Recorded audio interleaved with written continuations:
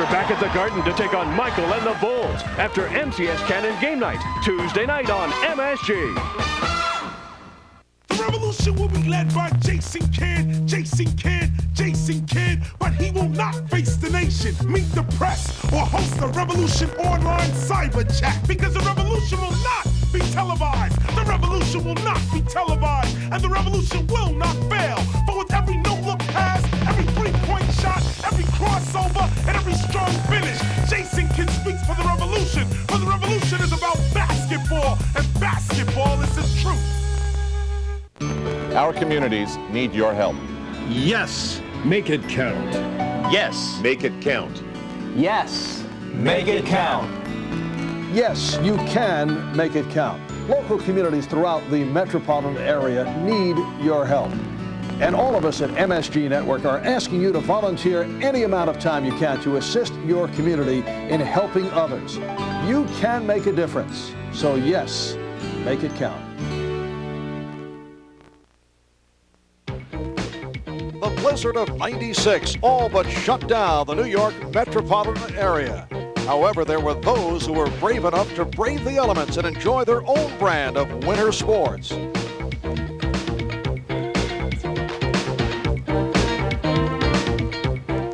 But sadly, there was no New York Knicks game to be seen. The Storm postponed the contest against the Seattle Supersonics, as well as an early season appearance of the Rain Man.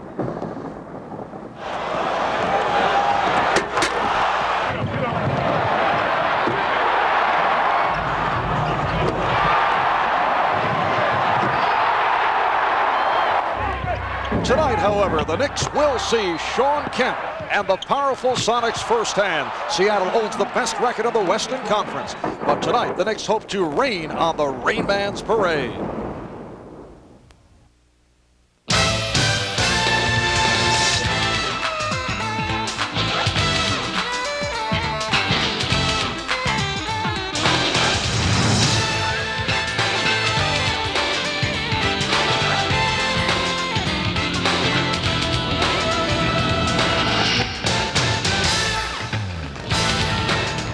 A capacity crowd better than 17,000 at the new Key Arena in Seattle, Washington, as we get ready for the New York Knicks and the Seattle Supersonics. Seattle with a record of 26-10. They lead the Pacific Division. They have won 11 of their last 13. They've won 10 straight here at home, while the Knicks at 23-13. They're second in the Atlantic. They're 4.5 behind the Orlando Magic. Hi, everybody. I'm Marv Albert along with John Andres. First, the story on Charles Oakley. He will sit out once again with that Achilles tendon injury, so it will be Charles Smith in the starting lineup for the second straight game. And, John, he comes off a very strong performance the other night against the LA Clippers. It was a real confidence-building game for Charles Smith and also for his teammates, who knew where to find him and reacted very well to his presence. Charles played big the other night. He also ran the court very well. And one particular play after a good defensive sequence by the Knicks, they bottled up Loy Vaught, Pooh Richardson, and there was Charles at the end of a fast break. He was running the court very well. And when he posted up down low, got a little bit of room, he took advantage of it. Had a beautiful move off the backboard. And time and again, he found space under the basket, and his teammates knew where to find him, as Anthony Mason did on a beautiful lead pass. Charles had a big 39-minute effort, 20 points, 8 out of 13 from the field. Foul shooting was good. His rebounding was there. And the Knicks would love to see those kind of numbers here in Seattle. Now the Sonics have been playing exceptionally well. They do have the best record in the West, and they have been sparked by the combination of Shawn Kemp and Gary Payton, and both are having career seasons. Yes, they're both doing what they do best, and that's what's propelling this team forward this year. It's just been a tremendous season at both ends of the court, led by these two individual players. Shawn Kemp and Gary Payton. Payton, of course, at the end of a fast break, when he has any kind of room, he can outrun most point guards. And Shawn Kemp, when he gets room around the basket, kills people. Loves to shove the ball down in the hole. Shawn Kemp right now averaging more than he has in any of his prior seasons at almost 22 a game. His rebounding is tops in the NBA along with David Robinson. Gary Payton doing a terrific job, scoring a lot of points for a guy who spends a lot of time on defense, and his assists are right up there with league leaders, and he also is leading the league in steals as well. He and Harper will have some matchup tonight. All right, so coming up, it's the Knicks and the Sonics about to meet for the first time this season, and we'll return with the introduction of the lineups after this.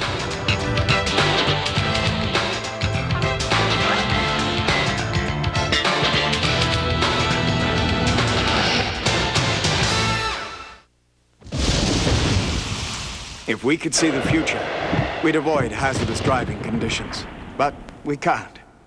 That's why Infiniti combined front-wheel drive with their patented rear suspension in the new i30. This provides enhanced traction on slippery roads and improves handling and stability. Personally, I prefer technology that handles the unexpected rather than predicts it. Don't you?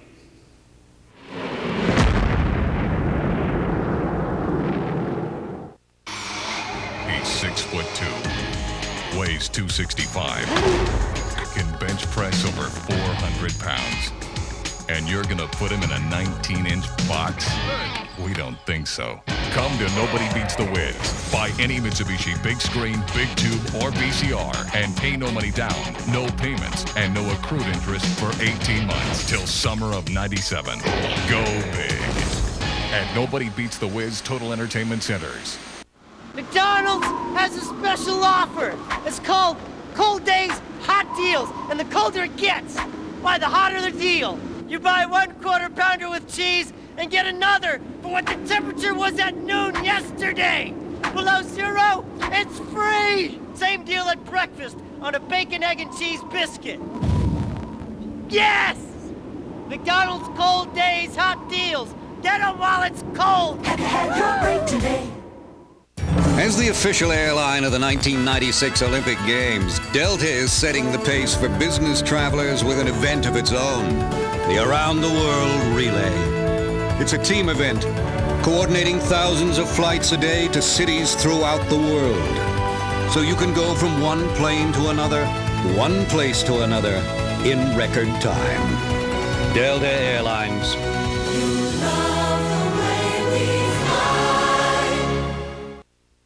Hey, Rangers fans, on Monday, January 22nd, when the Rangers take on the LA Kings, 2 lucky fans will be chosen to come on the ice and shoot to win Rangers saving shots, sponsored by Model Sporting Goods. Each contestant will have 30 seconds to put 3 pucks in an open net. Each puck represents a 5% savings off all purchases at Modell's for all fans at the game. That's Monday, January 22nd, when the Rangers battle the Kings. Look for more Rangers saving shots throughout the season, sponsored by Model Sporting Goods. Gotta go to Mo's.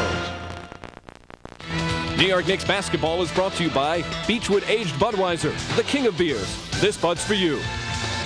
By American Express. By Nobody Beats the Wiz Home Entertainment Centers.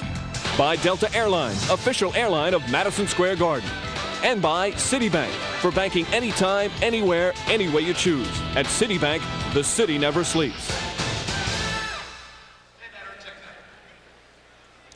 Welcome back to the new Key Arena in Seattle, Washington. It is another sellout crowd. Every home game a sellout for the Sonics, who are 15-1 here in Seattle.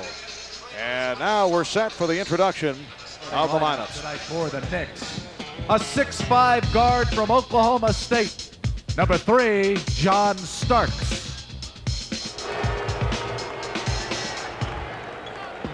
A 6'4" guard from Illinois, number 11, Derek Harper. A 7-foot center from Georgetown, number 33, Patrick Ewing. 6'10" forward from the University of Pittsburgh, number 6, Charles Smith. And a 6'7" forward from Tennessee State, number 14, Anthony Mason.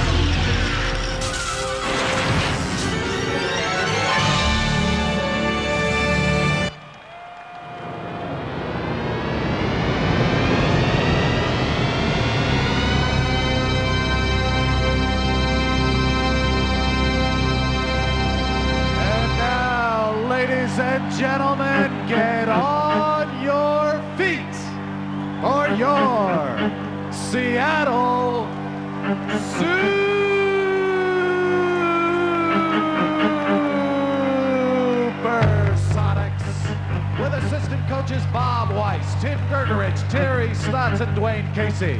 Strength and conditioning coach Bob Medina. Equipment manager Mark St. Ives. The trainer Frank Furtado and the head coach George Karl.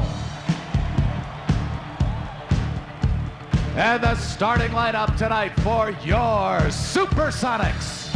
A 6'4" guard from Oregon State, number 20, Gary Payton.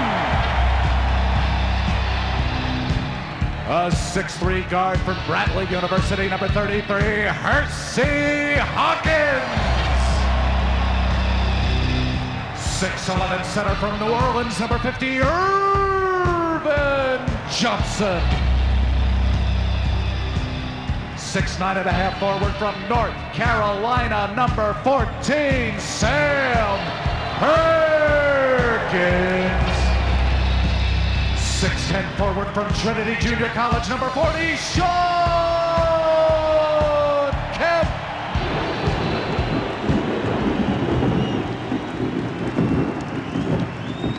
The officials for tonight's game, as assigned by the NBA, number 34, Ronnie Nunn. Well, George Karl going with the taller lineup tonight has Irvin Johnson and Sam Perkins in the starting lineup. As for the Knicks, although it was a solid effort against the Clippers Wednesday in LA, the Knicks did commit 26 turnovers, 15 in the first half, which certainly caught the attention of George Karl, and John talked about that with the Sonics coach.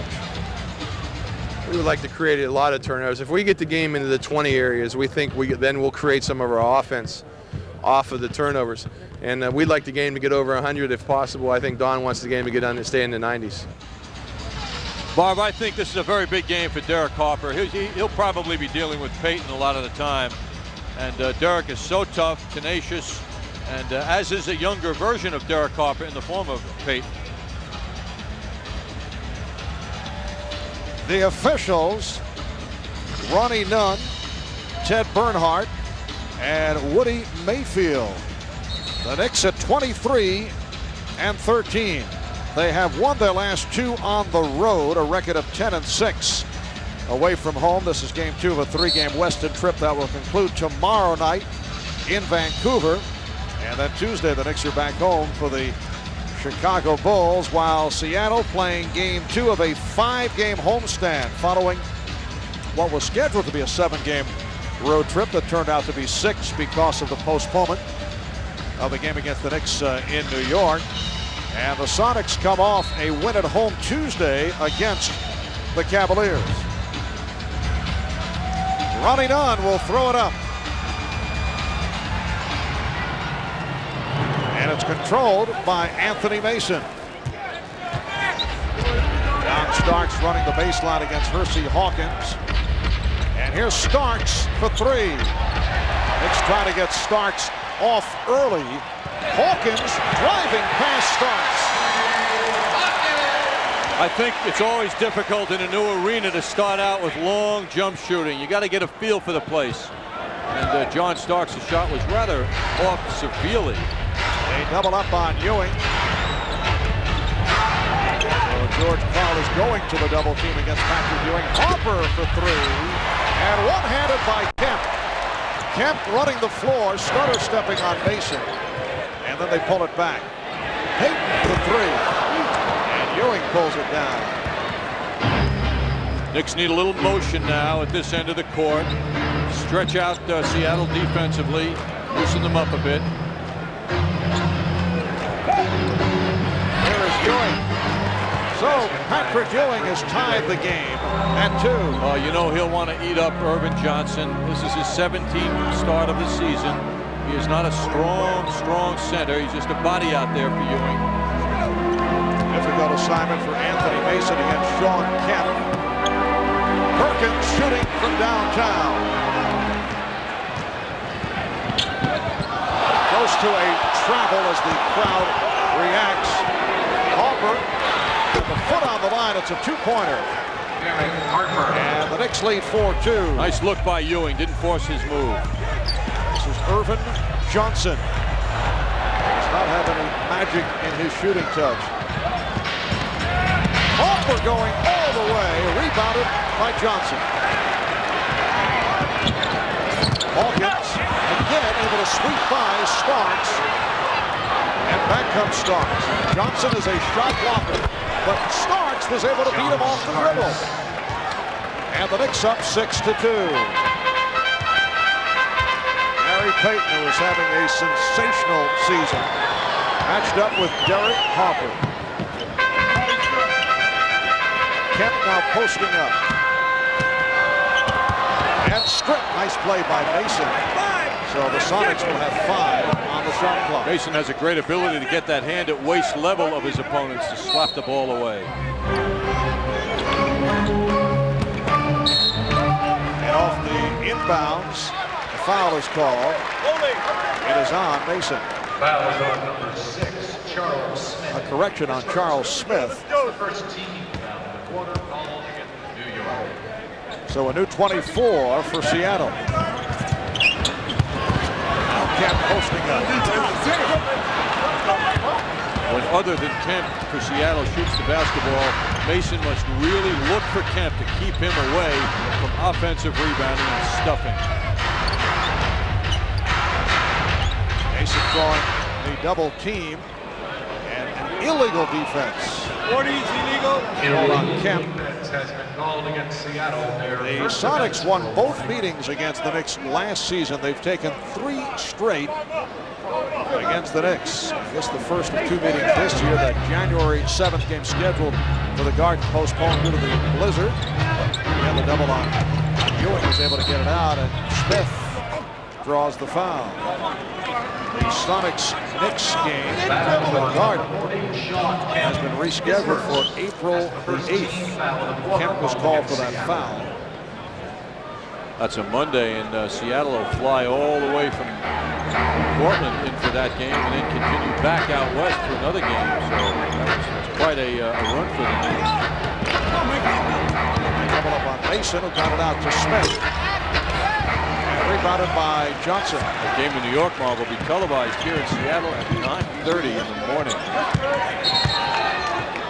Illegal defense, the call against the Knicks. Illegal defense. The official, Woody Mayfield, wants some help from George Karl. George Karl in his 4th full season as head coach of the Sonics. John, you know he was a 4th-round draft pick of the Knicks back in 1973, but he opted for the ABA. The man who was the #1 draft pick for the Knicks out of St. John's, Mel Davis, that season, and George was number 4. Offensive foul. Offensive foul on number 50, Irvin Johnson. So the foul on Johnson. Sonics starting third-year man from New Orleans, Irvin Johnson, rather than Nate McMillan going with the bigger lineup against the Knicks. Would have been a tough job for George Karl coming into a rookie camp with Walt Frazier and Earl Monroe back there. That was tips and no backcourt violation. Harper for Starks. Perkins got a piece of it. And back comes Payton. Puts it up off glass.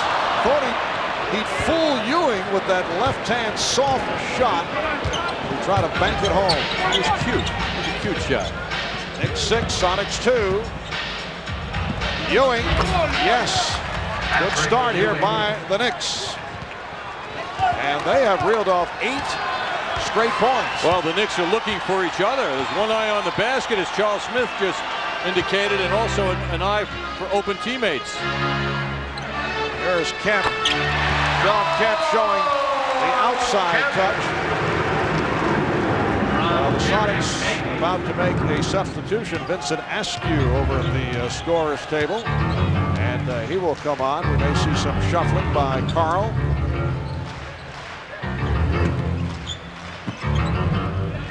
Starks for 3. Yes. John Starks from deep in the left-hand corner extends to an 11-4 Knick lead. Kemp feeling for Mason. Beautiful soft touch by Shawn Kemp, who comes off a 12 for 17, 31-point game against the Cleveland Cavaliers. What a tough move. A move like Anthony Mason likes to execute, although Kemp is 6'10". Ewing from way out. And the rebound handled by Perkins. Payton's pass broken up by Ewing. And And a foul against the Sonics. Timeout is taken by Seattle. Number 50, Irvin Johnson, is second. Stark with Jordan chasing. Ties the game. American Express is a proud sponsor of New York Knicks basketball on MSG Network. It's not just how you play the game. It's how you call for the ball. Come on, baby, I got him. Give me the rock, baby. Look up. For the road. Yeah. Ah! Looking at it, baby. Come on, hit me on. Hit me on. Ah! Yeah. Woo! If you're talking my game, you don't know, you better ask somebody. You're talking Foot Locker. The #1 movie of the year is the biggest adventure of the year. Does anybody else feel like a fried egg? With the biggest heroes. It's the car, right? Chicks love the car. And the nastiest villains. Val Kilmer, Tommy Lee Jones, Jim Carrey, Nicole Kidman, Chris O'Donnell. Batman Forever. Playing this month on Direct Ticket. When he goes up to dunk, don't even jump.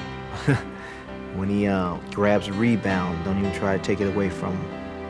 He's got the speed and the quickness of a guard and the body of a big guy. He's just awesome. And I know his moves, and I know what he likes to do. And I try to defend it, and I still can't stop it.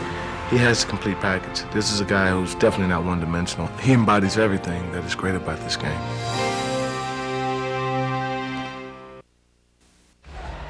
You're invited to catch The Wizard of Oz on ice live at Madison Square Garden now through January 21st. This live spectacular brings to life Dorothy, the Scarecrow, the Tin Man, and the Cowardly Lion with world-class figure skating and cutting-edge technology. Tickets are on sale now at the Garden box office and through Ticketmaster. All right, Vincent Askew has come on for the first time. Knicks open up 5 of 11 from the field. Irvin Johnson, who committed that last foul, sitting down. Here is Starks, rejected and draws the foul. But we are seeing a very active John Starks. And Don Nelson has always been saying we want to see John take it to the basket to draw fouls. And he drew the foul right there. Payton called on the personal. John Starks did not go to the foul line at all against the Clippers the other night. The other thing, too, Marv, that we're not seeing is a lot of dribbling of the basketball by the Knicks. They're getting into their offense earlier than usual, bringing a smile to Don Nelson's face. Actually, there's good movement of the basketball, and not only John, but his other teammates also have been driving when the opportunities are there, and the shooting percentage thus far is very good for the road. So the Knicks with a 13-6 lead on Seattle. A Seattle club that has won 15 of 16 here at home. They have won their last 10. Payton with a beautiful reverse. The one home loss by the Sonics this season at the hands of Indiana, a 1-point defeat, 102-101, and that has been it. Marv, that game was significant for Mark Jackson, who scored 8 of the team's final 13 points against Seattle. Shot clock down to 5. Ewing spinning his way for the facial on Sam Perkins. Patrick, save that one for Tuesday, and you're going to see the roof of the Garden rock. What a move. As Kemp angles in, he took the body. Foul committed by Mason. Trying to keep Kemp away. Knicks with a 15-8 lead with 5:44 to go in this first quarter.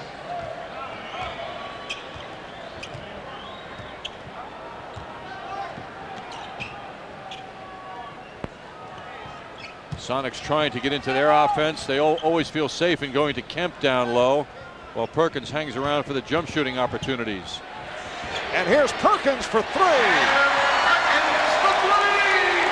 The Sam Perkins, who has the beautiful touch from downtown, loves to shoot the three-pointer, even when playing center, which forces the opposition's big man to come outside with him. Well, that's his 52nd three-point make of the year, so it's no surprise. The Knicks can't leave him open like that.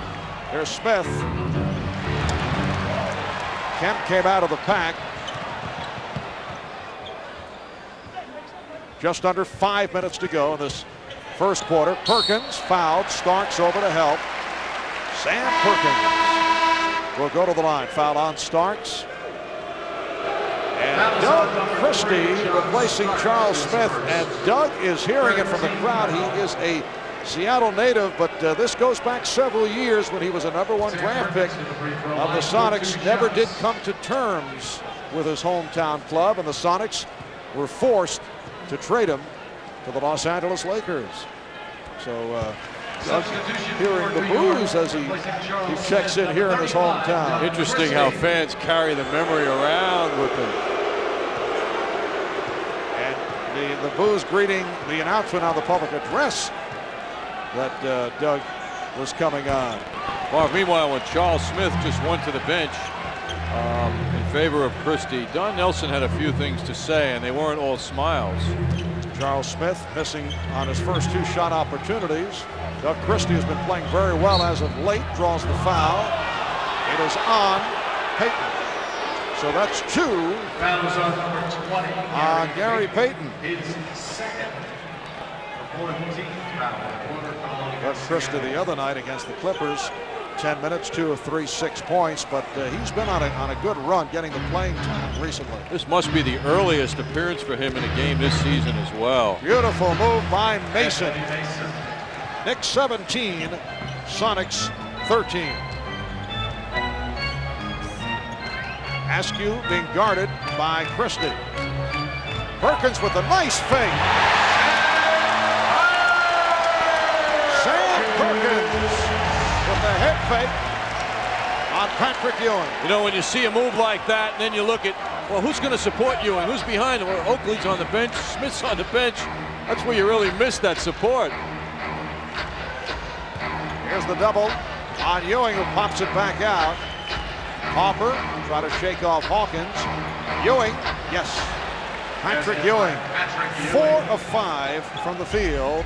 He has 8 points. Had a strong one against the Clippers on Wednesday. And the foul is called. It counts. The basket is good, and the foul committed by Mason. And Don Nelson is very upset. We haven't seen Nelson react so strongly. I mean, his arms were waving on that one. It looked like, Marv, it looked like the foul was called very early in the play, and it seemed to go on, and then it was allowed to be a continuation play. That's what Don Nelson, who was hit with a technical foul, was arguing as to why the basket was allowed. And now a technical has been called on Anthony Mason. As you take another look, apparently Mason had something to say. So Nelson with the tee, and then Mason, who had something to say, and Patrick Ewing over to Anthony Mason. And you get the idea he's saying, why did you get involved in this? The official very nicely going over to Nelson and answering his question. He's not blowing off Nelson. He went over and he explained what his viewpoint of it was. It's Ted Bernhard, who was, as you say, explaining the call as to why the basket was counted instead of a 2-shot situation for Kemp. He got the field goal and the free throw. It turns out to be a 5-point play for the Sonics. Unfortunately, Anthony Mason had to add to this distress, the technical as well. So the Sonics have taken the lead, 20-19. 3.5 remaining, first quarter. Kemp with the box out. Harper shot that really without looking at the basket. Well, Perkins had the step, did not take advantage. Being guarded by Christie. Very difficult matchup for Christie. Good play in recapturing, and then the save by Starks, leading to the foul on Kemp. And for Kemp, that is his second. So early fouls by Kemp and Payton. They each have 2, and a timeout is being called with 3:11 remaining. First quarter. Timeout.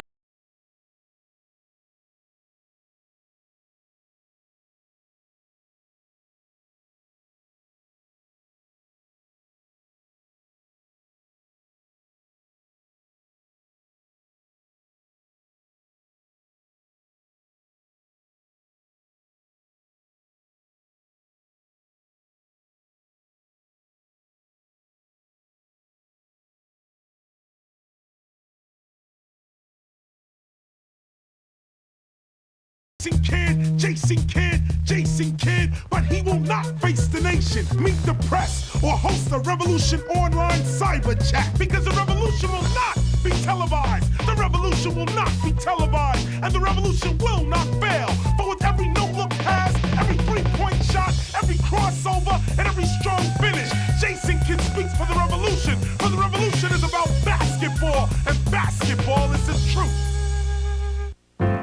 Love is lovelier the second time around. Presenting certified pre-owned Cadillacs, fully inspected, with extended factory warranties and Cadillac owner privileges. It's an affordable way to put Cadillac luxury in your life. Certified pre-owned Cadillacs. I'm very glad we met the second time around. See your Cadillac Tri-Statesman. Remember, when you're having good times with good friends, drink responsibly, because friends know when to say when. A reminder from your friends at Budweiser. The flashback to a move by Patrick Ewing. Oh, spectacular move by Ewing. Sam Perkins with a nice fake getting Ewing off his feet, and it was clear sailing. No one stepped in to meet Sam, who had preceded that move with a long jump shot. That's why Ewing went for the fake, and it showed nice versatility in Perkins' approach. Sonics are over the foul limit, so John Starks, who is off to a promising start, will shoot two. Starks 2 for 2 from the line. He's 2 of 4 from the field. And he now has 8 points. This is a beautiful arena. First season for the Key Arena. We are located on the campus of the Seattle Center, a 74-acre entertainment complex located in downtown Seattle. Gives you the pit effect, which is good for the home team. Yeah, it's a very vertical building. Like the fans, the furthest fans that are away from the court are looking almost right down on it. Here's the help on Kemp. Perkins. Ewing not allowing the three-point possibility. Shot clock at 5. And now Perkins for 3. Ewing ahead of the field. Ewing puts it down. Patrick Ewing on the transition. You rarely see that. He was effective at both ends by challenging the shot, and then he got a reward for the hard work. Nice play by Christie. And fortunately for him, he was out of bounds. That would have been 2 points for Perkins and a real bad play. Very spirited start by the Knicks. Playing well here in this first quarter. Well, Ewing had challenged. People were yelling out for a walk, but that was a legal move by him. 1 step, 2 steps, and up. Gilbert Davis has checked in, replacing John Starks. 2.5 remaining in this opening quarter. Double team on Kemp. Shot clock at 6. Hawkins. Rebound, Kemp. Missed the stuff. Kept alive, though. Payton with a new 24. Now it's Ewing on Kemp. And rebounded by Hopper. All the Knicks going to the boards. See what Ewing did again now, second time in a row, is he contested the shot. You don't have to block shots, but if you've got the hand up, it puts pressure on the shooter. See the Knicks guards trying to help out with the rebounding. Nice touch pass from Christie, but the rejection by Kemp. Sean Kemp blocking Patrick Ewing and hearing it from the crowd. And here is Kemp trying to do it at the other end. Nice pass. And the foul is called. It is on Mason. Anthony Mason committing his 3rd, and that is trouble, in particular with Charles Oakley sitting out once again because of injury. Nice look by Christie. Ewing doesn't usually face this, and that was Sean Kemp sending the shot back. The fans love it when a Patrick Ewing has his shot sent back by who has now become the Sonics' all-time block shot leader. And that happened in a year ago, last February. Sean Kemp passed Jack Sikma in that department. Charles Smith getting set to come on for Anthony Mason. Leads with a field goal for 2. Very rare to see Mason get in early foul trouble. but he's had a very tough assignment in going up against Sean Kemp. Knicks by 2 with 1:38 remaining in this first quarter. So the Knicks 23 and the Sonics 22. Knicks now have Harper, Davis, and Christie in a 3-guard alignment, along with Ewing and Smith. Ewing over Johnson, air ball, handled by Perkins. This is Nate McMillan who's come on for the first time. Christie breaks it up. Smith with the steal, but stepped out, tried to save it. And Seattle will throw in.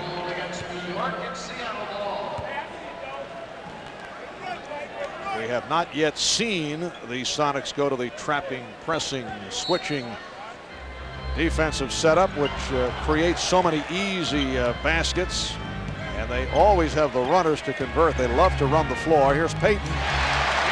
Beautiful shot off glass, and the Sonics lead by 1. Well, he posted up Derek Harper, which is not easy to do, but that well-developed fall-away jumper got him free. And the Knicks to this point, John, have not turned it over, coming off the 25 the other night. Ewing try to go glass. McMillan. Payton. Perkins for 3. Last touch by Ewing. Ewing with a big smile after that play. Percy Hawkins being waved back on.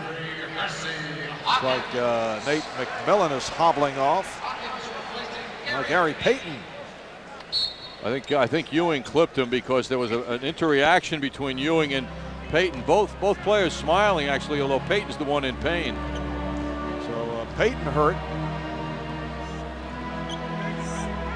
Askew posting up. Well, Vincent Askew, a guy who has come on offensively, showing a nice move, and the Sonics lead by 3. 20 seconds to go in the quarter. Askew at 6'6" made it difficult. Christie looked to be uncertain as a travel. Knicks get it back. Got a big break there. Christie uncertain. He had the opportunity, but knew there was still much time remaining, and he really did not dig in for that shot. Yeah, that's right, Mark. For him, he didn't go up strongly enough to the basket.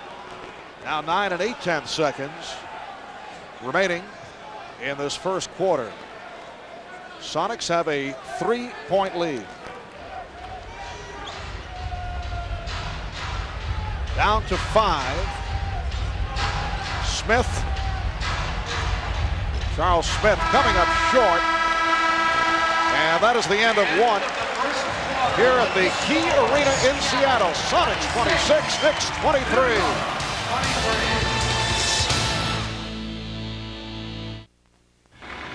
For most people, a true luxury performance sedan always seems a bit out of reach. That's why Infiniti created the G20, so you could drive a world-class car while you're still young enough to enjoy it. Infiniti luxury and performance at a surprisingly affordable price. You only live once. It's time to get started.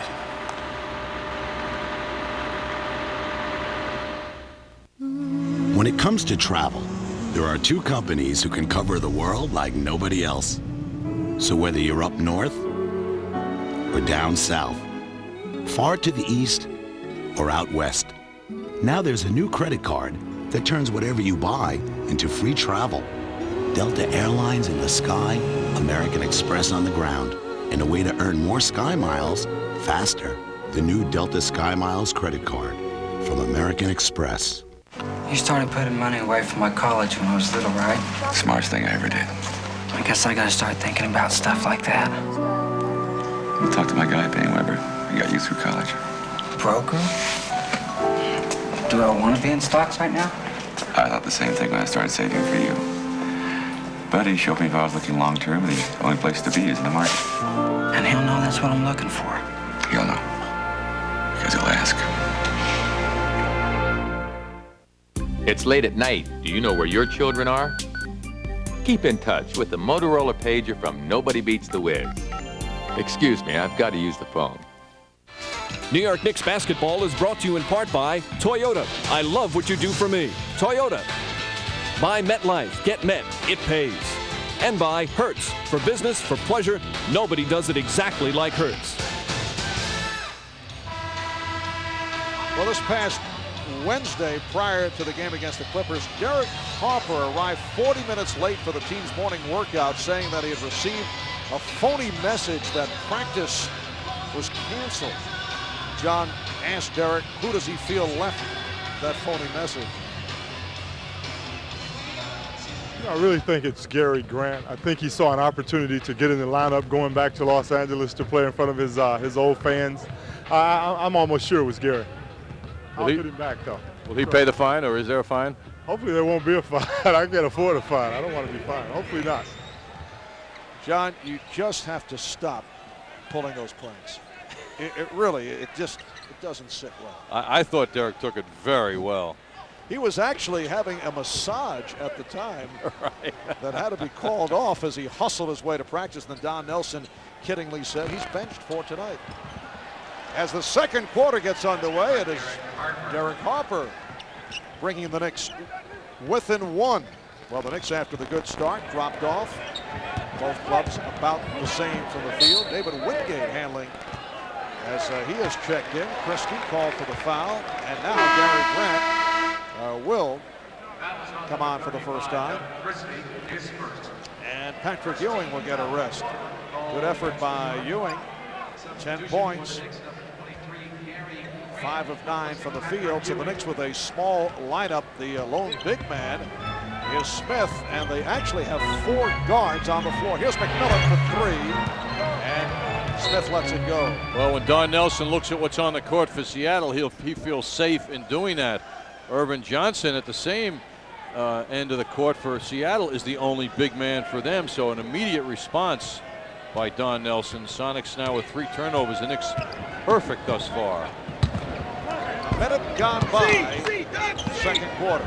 Christie all alone, and a good look from Charles Smith, who sawed through the double team again. You hear the reaction in the direction of Doug Christie, who did not sign with his hometown club, the Sonics, eventually was traded away to the Lakers. That counts, and a foul, and no question about the continuation on that bucket by Hersey Hawkins. Well, I'm just going back to Christie a moment ago in the crowd reaction. Imagine how wonderful that feels to him to be noticed. Right.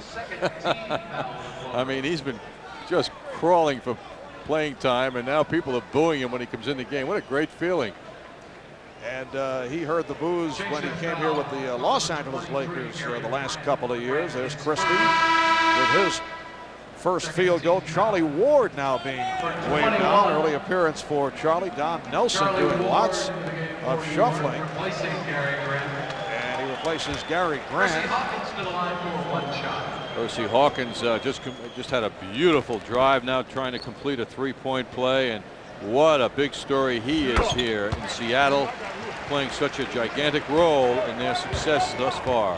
He was traded to the Sonics along with David Wingate in the deal for Kendall Gill, who now is a New Jersey Net. What's your reaction to the Kenny Anderson, Kendall Gill, Gerald Glass, killing Reeves transaction?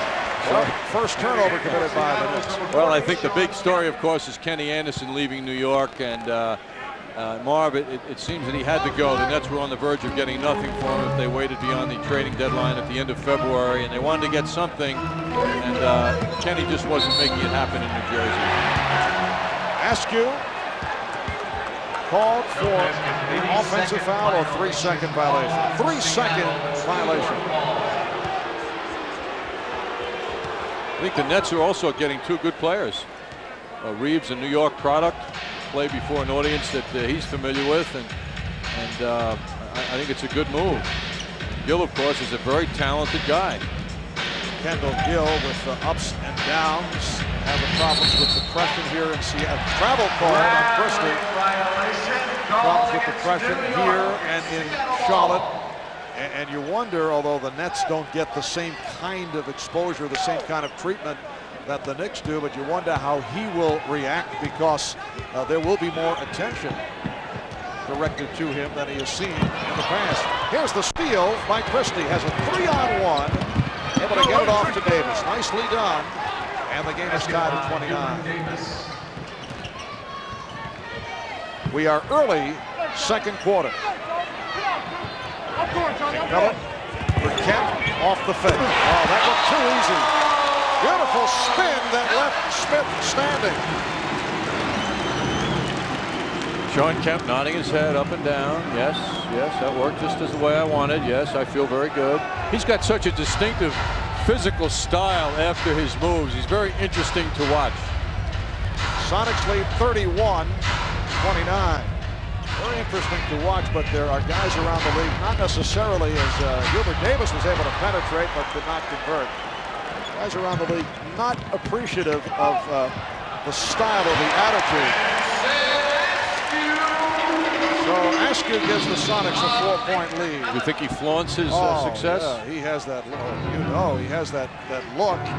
Supposedly has calmed down. We don't see him on a game-in, game-out situation, but George Karl claims, well, he said to you earlier that the trash talking has been pulled back, and this club is certainly known for that. And you realize how ridiculous it is when you look at the club with all this talent. And they were eliminated in the first round of the playoffs the last 2 seasons. You would think there would be some humble reaction off that. Look at this regular season, 63-19, 57-25, and in both instances knocked out in the first round. Last year, eliminated by the Lakers 3-1 after they had the terrific regular season, finishing second in the Pacific, only 2 games behind first place Phoenix. George Karl, a very fortunate man that cooler heads prevail. A lot of franchises would have replaced the coach. McMillan for 3. Christie with the one-hand rebound. Here's Davis. Yes. So the Sonics 33 and the Knicks 31 with 4 minutes gone by in the second, and Ward is called for the foul. That was on number 21, Charlie Ward, his first. 4th team foul. The Knicks with their 4th team foul. Yes, after last season there were questions, and apparently a question at the official scorer's table. Yes, sir, it's 6. We got it. The loose ball foul, Donnie. Loose ball foul. And if I could read lips, Ted Bernhardt has explained that there was apparently a team foul that was erroneously charged, that it was not a loose ball foul, it was an offensive foul.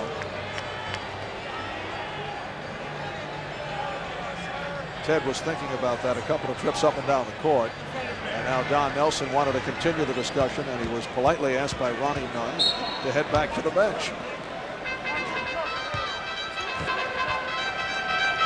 Sonics 33, the Knicks 31.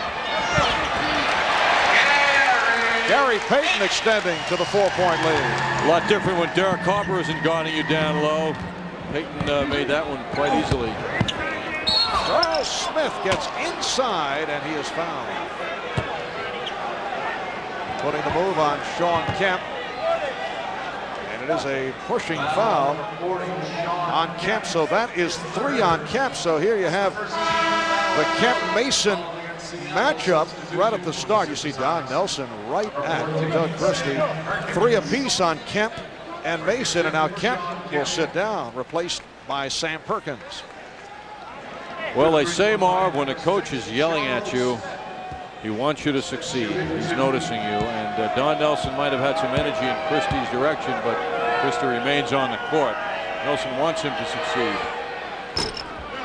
First point of the game to Charles Smith, who had the good one against the Clippers, against his former team the other night. 39 minutes, 8 of 13, 20 points, 8 rebounds. Said the game just felt good from the start. Smith able to rebound the missed free throw. Harper on a quick release. So the Knicks get a 3-point play out of it. And they're down by 1. Swallow to say after last season there were questions as to whether George Karl would be back. Sonics now lead by by 3. George Karl guided the Sonics to 3 straight 50-win seasons, and then right out of the playoffs in the first round for the 2nd straight year, and both times against teams that had worse records than Seattle. Tough angle shot by Smith.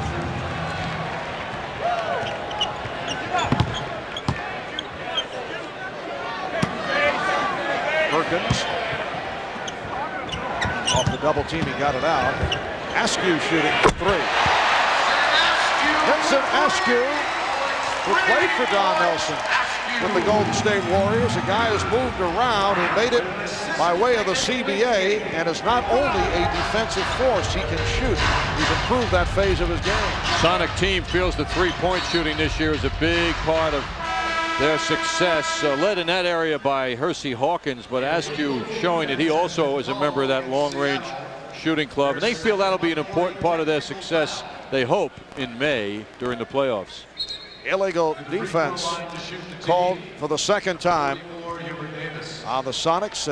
It is a technical foul, and Hubert Davis to the line for the first time. Marv, it's amazing how Hubert misses technical fouls, and I know he's such a perfectionist. He's putting pressure on himself before he shoots them. St. John's heads for Boston College to battle the Eagles in a Big East showdown Saturday night right here on MSG. One scored 101 points and a half. Another had 454 collegiate steals, and 4 have had their number retired. They've won 6 national championships and 26 Player of the Year awards. And now they're together, the best of the best, and they have one common goal: to become the best basketball team in the world, the USA Basketball Women's National Team. It's about commitment, it's about teamwork, it's about time. When you kill somebody, if you want to look at it in a certain light, Anthony LaPaglia. it's really a very minor event. Mimi Rogers. Are you going to shoot me? Matt Craven. And Peter Boyle. Couldn't do it. Star in an unexpected romance. Bulletproof Heart. They're offering you $1 an acre for your land. What's your answer? Get off our land, mister. Wrong answer. 2 brothers who were outlaws and became legends. Y'all the James boys? Frank and Jesse. 2 great movies playing this month on Direct Ticket. It's Shaq like you've never seen him before. Starring in his first NBA video, Shaquille O'Neal Larger Than Life, featuring NBA action footage. Enjoy intimate commentary by the multi-talented Shaq, as well as interviews with his close friends, family, NBA coaches, and players. Also included, an exclusive music video from Shaq Fu to Return. It's the perfect addition to any basketball fan's collection. Shaquille O'Neal Larger Than Life is available wherever NBA videos are sold. Well, now it's time for the MCS Cannon quote book. Hey, listen to this. There's Charles Oakley giving out one of his thoughts. I'm in pain, he said. I've been in pain all season. That's life, however. Life is about pain, Marv. He is very profound. MCS Cannon, let us show you the possibilities. I personally think Charles was beautiful tonight. A little bit more on the low key. Are you saying you didn't care for the pinstripes the other night in Los Angeles? I think he looked very sharp the other night. LA look the other night. Very sharp tonight. I think it's just beautiful. 3-point attempt by Davis. Ward is there with the rebound. Charlie Ward putting it home. And the Sonics now lead 40-36. Charlie fortifying Don Nelson's confidence in him as a rebounder. Just under 6 minutes remaining in the first half. Marv Albert, John Andres from the Key Arena in Seattle, Washington. That pass floating aside but deflected by the Knicks. The official, Woody Mayfield, claiming that Derek Harper touched it. Out from this angle, I think it was untouched.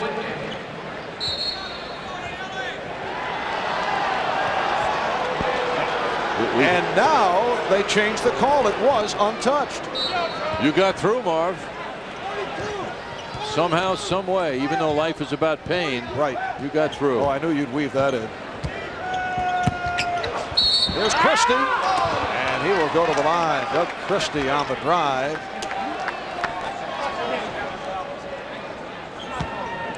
Foul on Sam Perkins. Here is another look at it. Askew with the pass, no touchdown. And the officials wisely changed the call. Here's Doug Christie, played his high school ball here in Seattle, a major star. Also, at one point, held the high jump record for high school competition. Tremendous all-around athlete. They don't care anymore. Some of them do, Marv. In fact, I met a couple today on the streets of Seattle who were very happy about Doug's recent play. Some relatives of yes, actually, I met a relative in the hotel. Accosted me. I thought I was in trouble until he said, thanks for the nice words about Doug lately. Here is Peyton. And you said, of course, I am only a mirror of what takes place on the court. As Doug throws it away. And pass. And Seattle will get it back. John Starks will check in, replacing Hubert Davis. A little confusion as to the substitution. And that might be waved off. Starks never went to the scorer's table. John, you've got to take charge here. Most players don't. Most players kind of wave at the scorer's table and assume they're seen. Now he just went from the bench to the court, and Hubert went to the bench, and Ted Bernhardt said no. Anthony Mason will also come on in a moment. He sat down after picking up his third. Sean Kemp also on the bench with 3. With just under 5 minutes left in the first half. Shot clock at 3. Peyton to the fadeaway. Kept alive by Hawkins.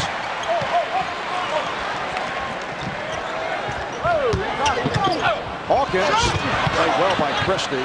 Hawkins gets to it again. There's Peyton. But Ewing got a piece of it. Peyton was matched up with Hubert Davis, and all of a sudden Peyton got very strong down low.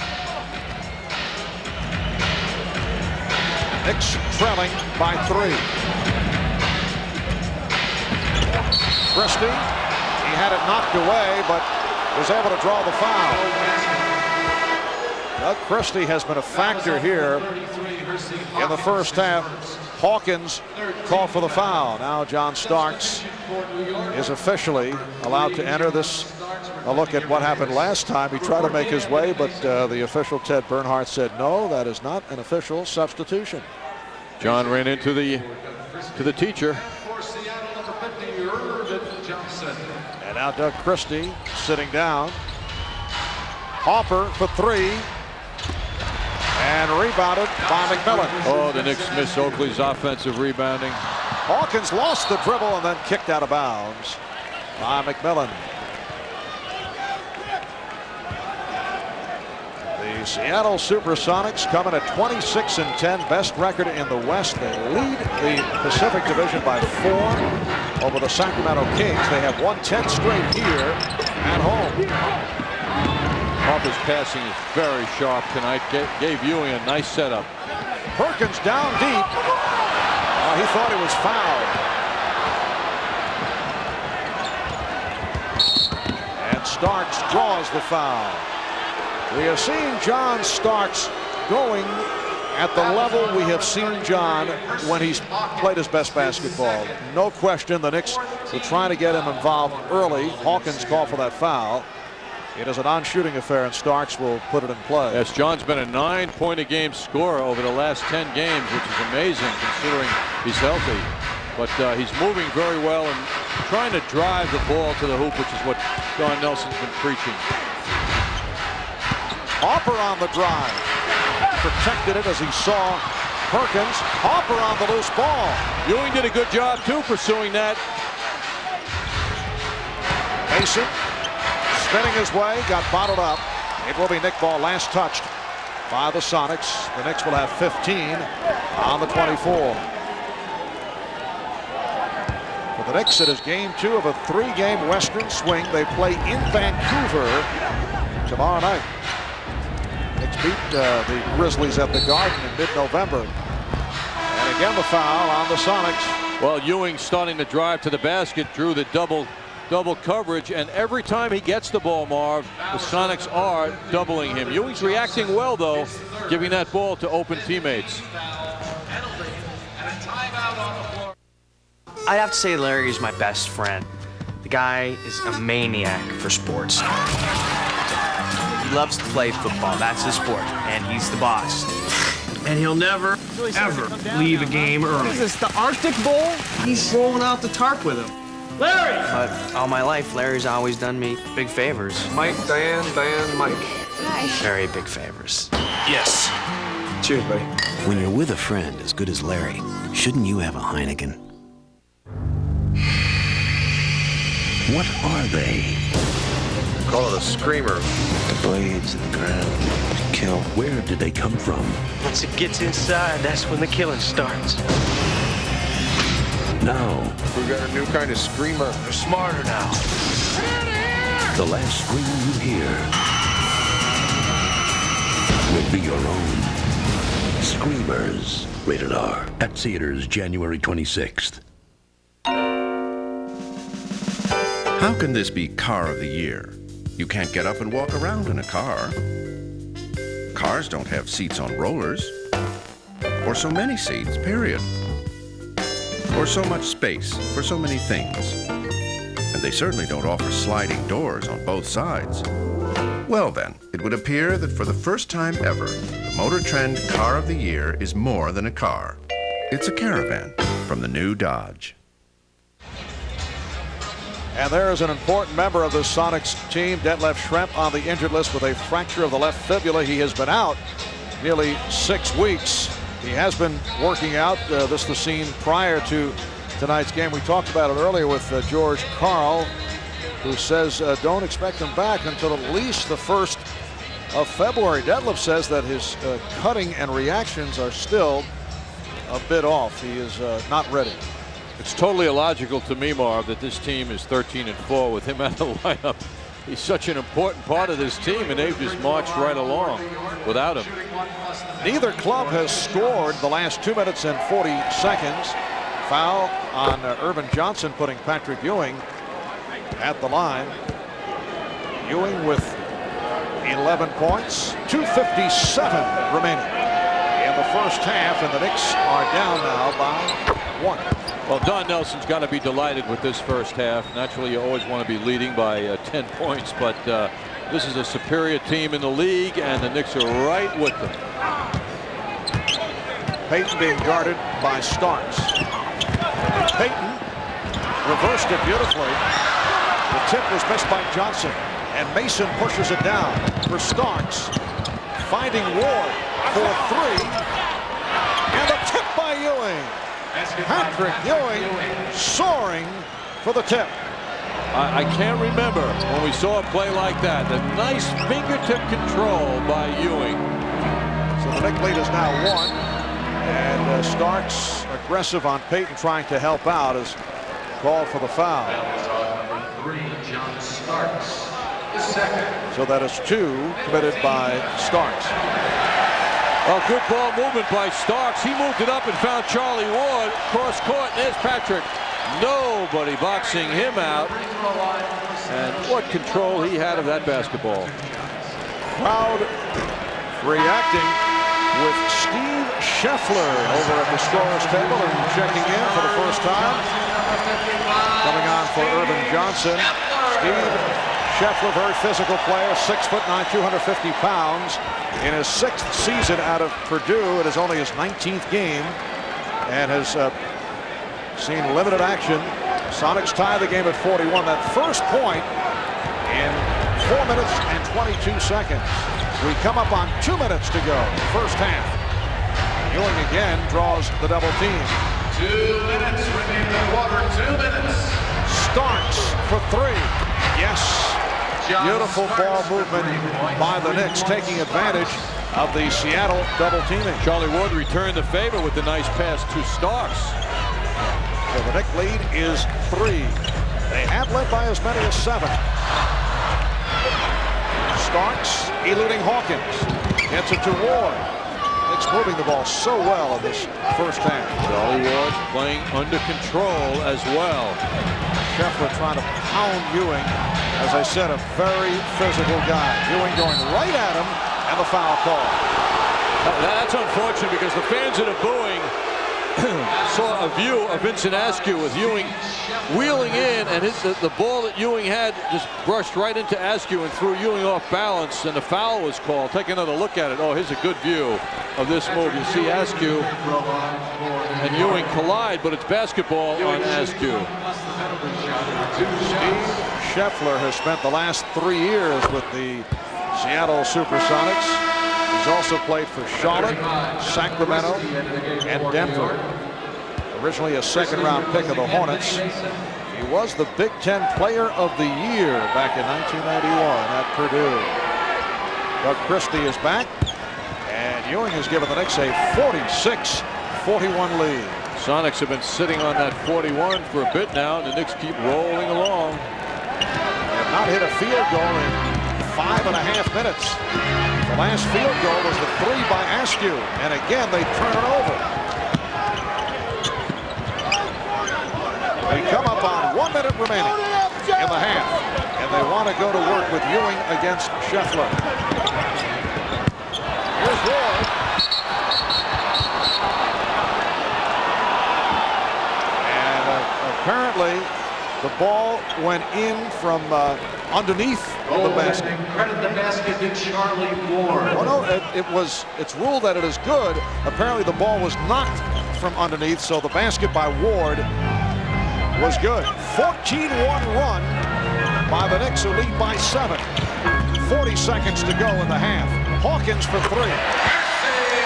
So the Sonics went 6 minutes and 3 seconds without a field goal. 6:03 before Hawkins was able to hit. As the half winds down, boy, part of the reason for the success is the Knicks' 3 turnovers, and as I say that, make it 4 now. And Hawkins took a hip check. Fouled by Ward. So 19 seconds to go in this first half, and Hersey Hawkins will shoot a pair. Well, one thing I want to point out here, the optimism that the Knicks must feel right now, although I'm sure it's very much under control, is to keep in mind that the Sonics last game against Cleveland had a very tough game. In fact, they were trailing till late third quarter against the Cavaliers before they overcame them. But the Sonics are a tough team that knows how to play from behind, particularly here at home. Substitutions, Hubert Davis coming on, along with Gary Grant. Ewing and Harper sit down. Wingate, McMillan come on. And the rookie, Eric Snow. Eric Snow, second-round pick of Milwaukee out of Michigan State.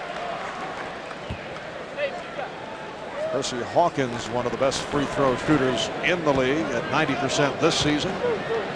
Eric Snow was the Big Ten Defensive Player of the Year last year. A nice fit with the likes of Gary Payton. The Knicks have a 2-point lead, and they hope to hold for a final shot. 15 seconds left in the half. Knicks spread the court. Christie gets inside, but too strong. Starks on the recovery, and time is run out.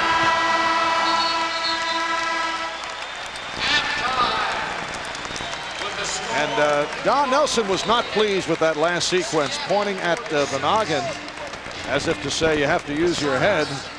Not pleased with Starks and Christie. And Don is one of those guys, as we have seen right throughout the season, and it's been his style throughout his coaching career. He gets right to the point. Yes, he doesn't wait. Mike Crispino is awaiting our cue, and he'll take it at the MSG Sports desk in just a moment. Knicks by 2 at the half. We'll be right back. It's late at night. Do you know where your children are? Keep in touch with the Motorola pager from Nobody Beats the Wiz. Excuse me, I've got to use the phone.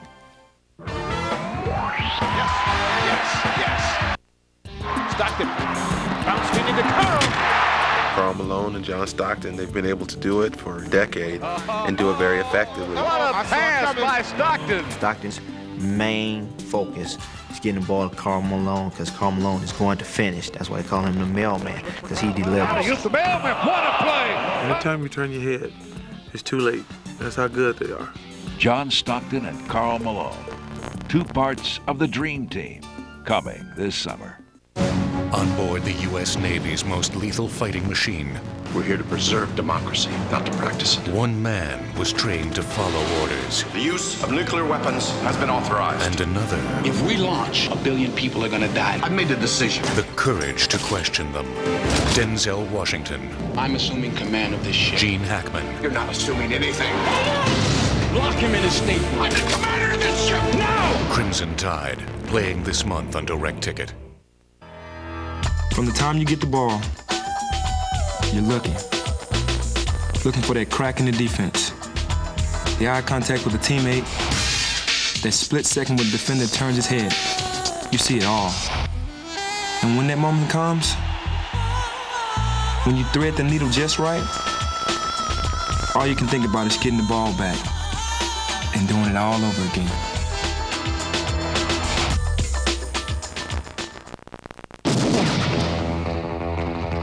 What do 2 hitmen, one girlfriend, a boxer, and a secret suitcase have in common? I don't know. That's a good question. The answer is they're all part of the most entertaining film of the year. This doesn't sound like the usual mindless chit-chat. You won't know the facts until you see the fiction. Pulp Fiction.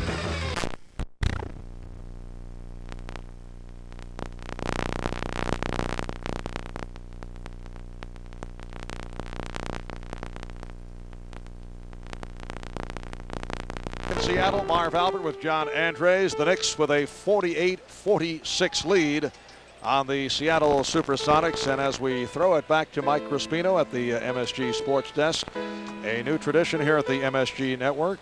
We show you the best of NBA halftime entertainment. Dan Menendez, the piano juggler. Mike?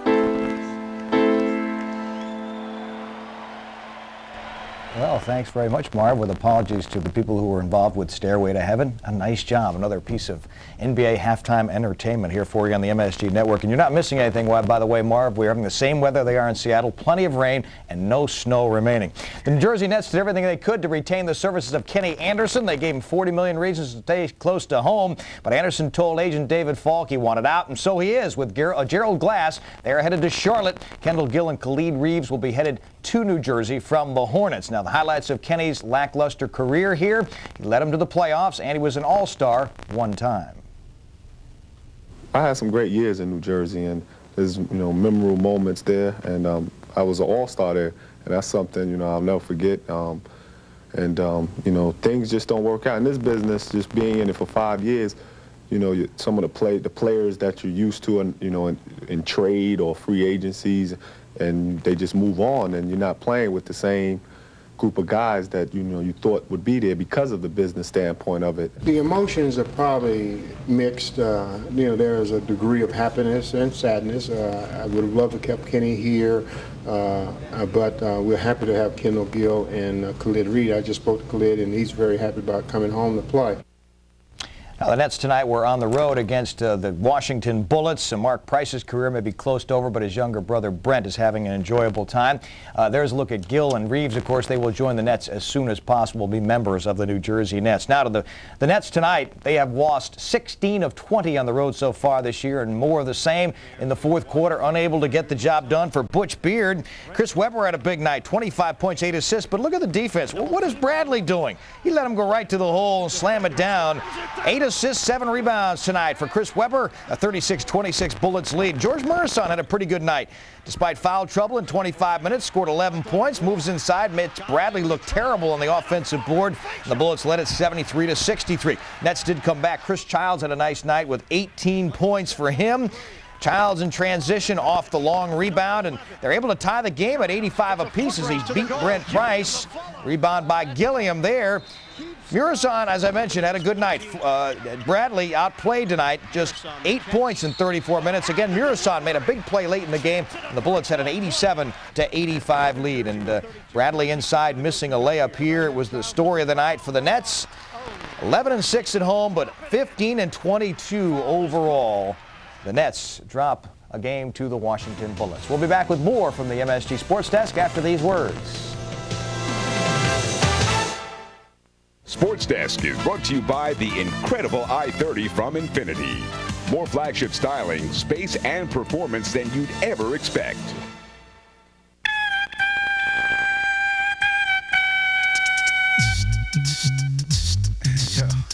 Yo, how'd you do that?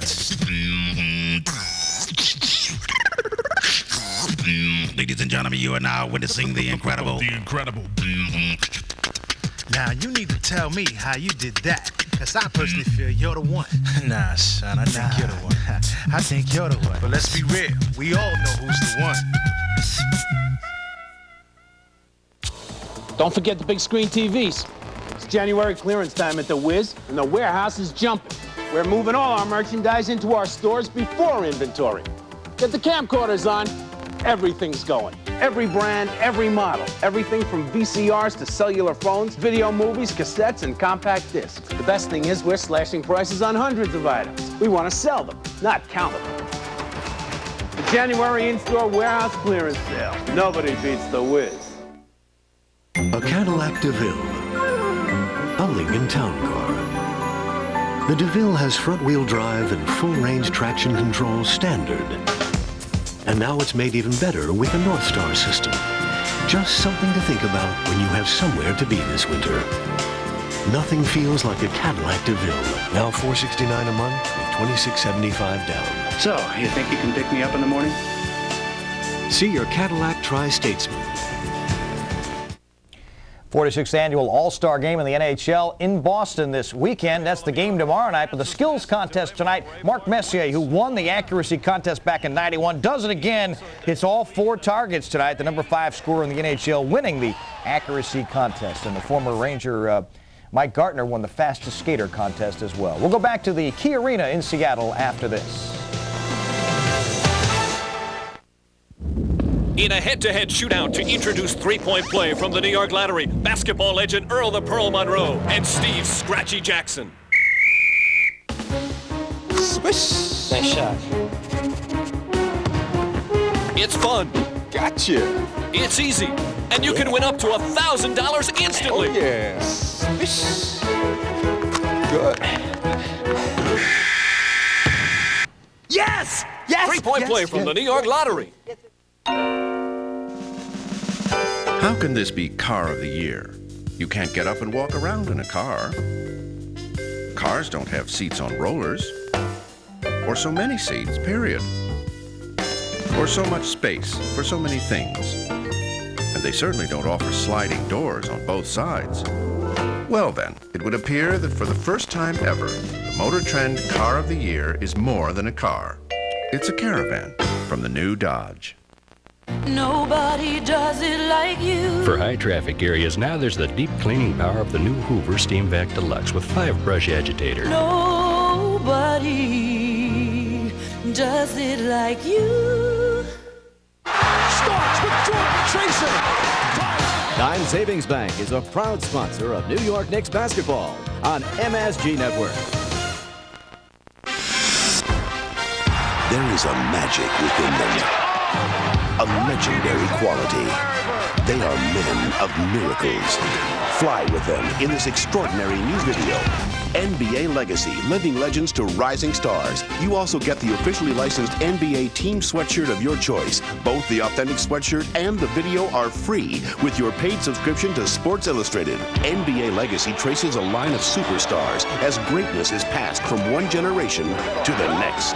You also get a great-looking heavyweight sweatshirt featuring the colorful logo of your favorite NBA team. No matter which team it is, it's free when you order 54 issues of SI for only $1.47 an issue. Save over 50% off the cover price. Use your credit card. Call now and get NBA Legacy plus the team sweatshirt of your choice, both free from Sports Illustrated. It's a sports experience like no other. Sports Illustrated. Get into it. Some of our announcers' clothing is furnished by Perry Ellis Menswear.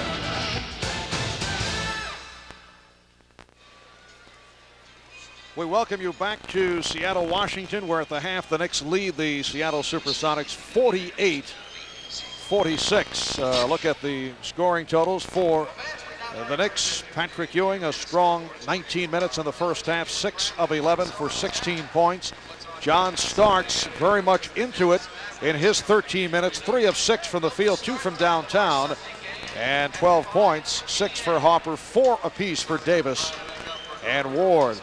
For the Sonics, Percy Hawkins, the only man in double figures.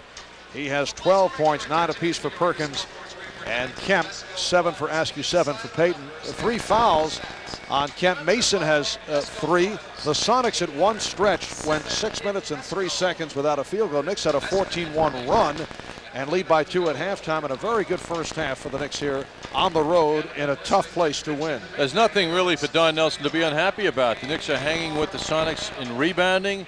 They're playing excellent defense, as you point out, Marv. They're shooting the ball okay. Charles Smith 0 for 5 in the first half. I was just thinking, had he gone 3 for 5, the Knicks would have been 50% for the half. I mean, you know, it's no big deal. Excellent philosophy. So, I mean, the Knicks shooting only 43%. That's not a major problem, even though that percentage is down. And if Anthony Mason took 3 more shots and hit them, they would have also had better shooting. Well, very good 0 for 5 was kind of outstanding for Charles. Let's take a look at the halftime highlights brought to you by Minolta, the official camera of the Garden. Johnny? We'll start off with Patrick Ewing, Marv. He was the man who led both teams in scoring in the first half. This was a spectacular spinning move that ended with the slam dunk. Ewing very, very tough for the Sonics to deal with. He challenged Sam Perkins' jump shot. He ran the court. Doug Christie with a rebound. Saw Patrick, who had 2 giant steps and another slam dunk. Ewing with the rebound, pitches that ball out to John Starks, who, as you mentioned, had an excellent first half. John stayed strong with the drive and finished that one beautifully. The main problem for the Knicks and most of the NBA opponents of the Sonics is this guy, Shawn Kemp. Charles Smith thought he had him under control, and Kemp just got away from him with his elusive style and confidently strutted up court. Seattle shooting 41% of the first half, and the Knicks just under 43%. We'll be right back. Dear car owners, if your car pulls, shimmies, or bounces, come to Midas, the suspension experts, for a thorough inspection and get your suspension problem fixed right the first time. That's the Midas way.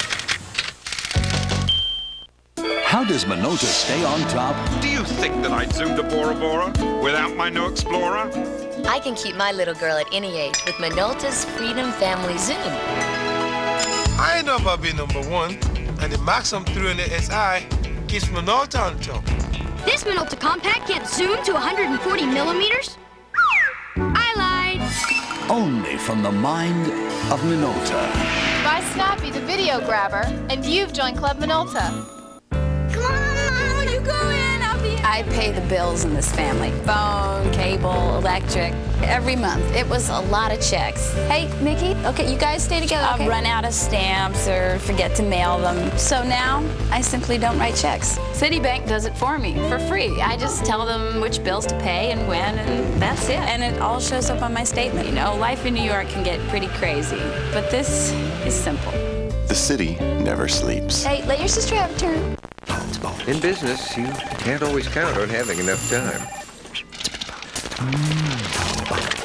But you can count on AT&T, because only AT&T guarantees you a competitive price. Our 1-800-COMPARE Center will give you an immediate side-by-side price comparison. And we're so sure that our prices are competitive that if you don't agree, we'll give you 1 month's worth of long distance up to $500. These days, you can't count on much, but you can count on AT&T for the life of your business. I'd like to tell you about my friend Jake. Jake is music. If he's not playing, he's listening to music. He has a legendary music collection. He's got stuff from last century. 8 tracks. The best times we have are just when we sit down and pick up the guitars and play what comes to our heads. Jake's just a great friend. Got his backstage passes? Yes. Everybody loves him. Not too sure the neighbors do, though. When you're with a friend as good as Jake, shouldn't you have a Heineken? New York Knicks basketball is brought to you in part by Mobil Super Plus Detergent Gasoline. Mobil, how could we help you? By the New York Times, read what you like. And by Coca-Cola, always jammin', always Coca-Cola. Marv Albert with John Andres back at the new Key Arena in Seattle, Washington. Knicks have a 2-point lead as we take a look at the Toyota matchup and our matchup for tonight. At the guard spot, John Starks and Hersey Hawkins. Yes, the shooting guards, the number 2 guards. We have a standoff here. John Starks shooting the ball well at the line and from 3-point range. And Hersey Hawkins, who's having a terrific year, also doing well. Our halftime stats, the Knicks shooting 43%. The Sonics below their 47% average at 41. 3-point shooting similar, although the Knicks at 2 for 9, not quite as good. And the free throw situation, the Knicks shooting the ball well. Rebounds, the Knicks hanging tough considering no Oakley tonight. And the turnovers, 7 points for the Knicks off turnovers. The Sonics force 19 turnovers a year on the average, and they've only forced 4 here in the first 19 a game rather. Only forced 4 here in the first half. And a 3 for Gary Payton to open things up, and the Sonics now lead by 1. Sonics had hit only 1 field goal the last 6 minutes and 40 seconds of the first half. And that a 3-pointer by Vincent Askew. Here is Patrick Ewing, and rebounded by Sam Perkins. So Perkins with Kemp and Johnson up front. Payton and Hawkins in the backcourt for the Sonics, who have won 10 straight here at home. They've won 15 of 16 at the new Key Arena. Hawkins for 3, and Mason with the rebound. Anthony Mason is playing with 3 fouls, so the playing time was held in check in the first half. Played only 13 minutes in that first half. Mason being guarded by Kemp, who also has 3 fouls. Nice fake, and Anthony Mason will go to the line. Sean Kemp also being careful, does not want to pick up number 4. And the foul is called on Irvin Johnson. That is his 4th foul. Mason, as you mentioned, Marv, leading the league in minutes on the floor, averaging 43.7. So it was an unusual first half in many ways for Mason. And the Knicks fortunate without his presence all the way to be where they are. Mason struggling at the line. He had hit 26 in a row. Since then, 16 for 28. As he misses on both. That would have been a lane violation. Yes. Irvin Johnson over anxious, stepping in too quickly and receiving some coaching from Gary Payton. Well, Mason appreciates it and sends him back. Upset with his teammate, and Anthony Mason is able to take advantage. The game is tied at 49. Johnson for Kemp. He loves that shot. Little spin to the baseline, and he is able to extend into the air. The Rain Man hitting the jump shot to give the Sonics a 2-point lead. Well, he just leaves the defense behind when he extends as he did over Mason. Kemp has 11 points. They double up on Ewing. Smith threw it away. Picked up by Hawkins on the steal. Here's Payton spinning, draws the foul. Committed by Starks. Don Nelson very upset with that last pass by Charles Smith. In fact, he is sending Doug Christie to the scorer's table. Charles laboriously drove that ball and then just handed it to Seattle. Doug Christie will come on. Gary Payton is having a terrific season. Substitution for New York. He's given the Sonics a 3-point lead. Charles Smith headed to the bench.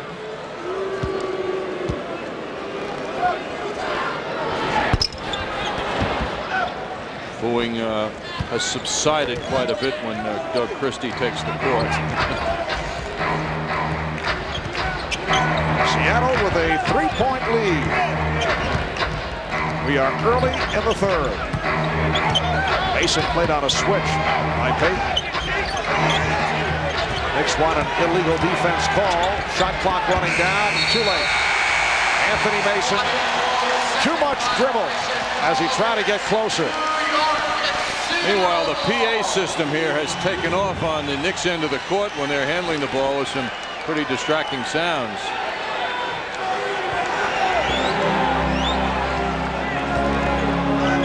So Seattle gets it back. They are up by 3.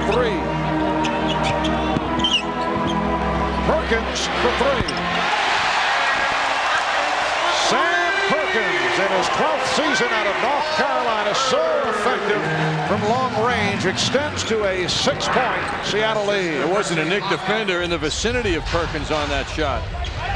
12 points for Perkins. Leg block, and the Knicks will get a new 24. Don Nelson just energetically looked out at Christie and yelled out, "Drive!" Sonics with the 9-1 advantage here at the start of the third. Hoffer was left open. And back comes Payton. Hawkins. Nice play by Mason. Perkins on the recovery, and the Knicks want to talk it over. Timeout taken. Sonics lead by 8. 8:45 remaining in the third.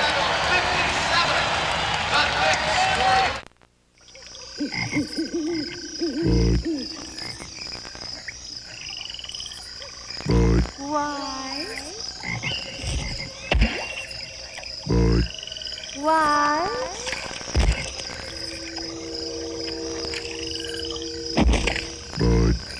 Why? Why?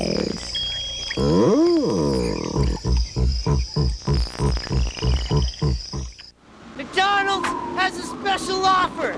It's called Cold Days Hot Deals, and the colder it gets, why, the hotter the deal.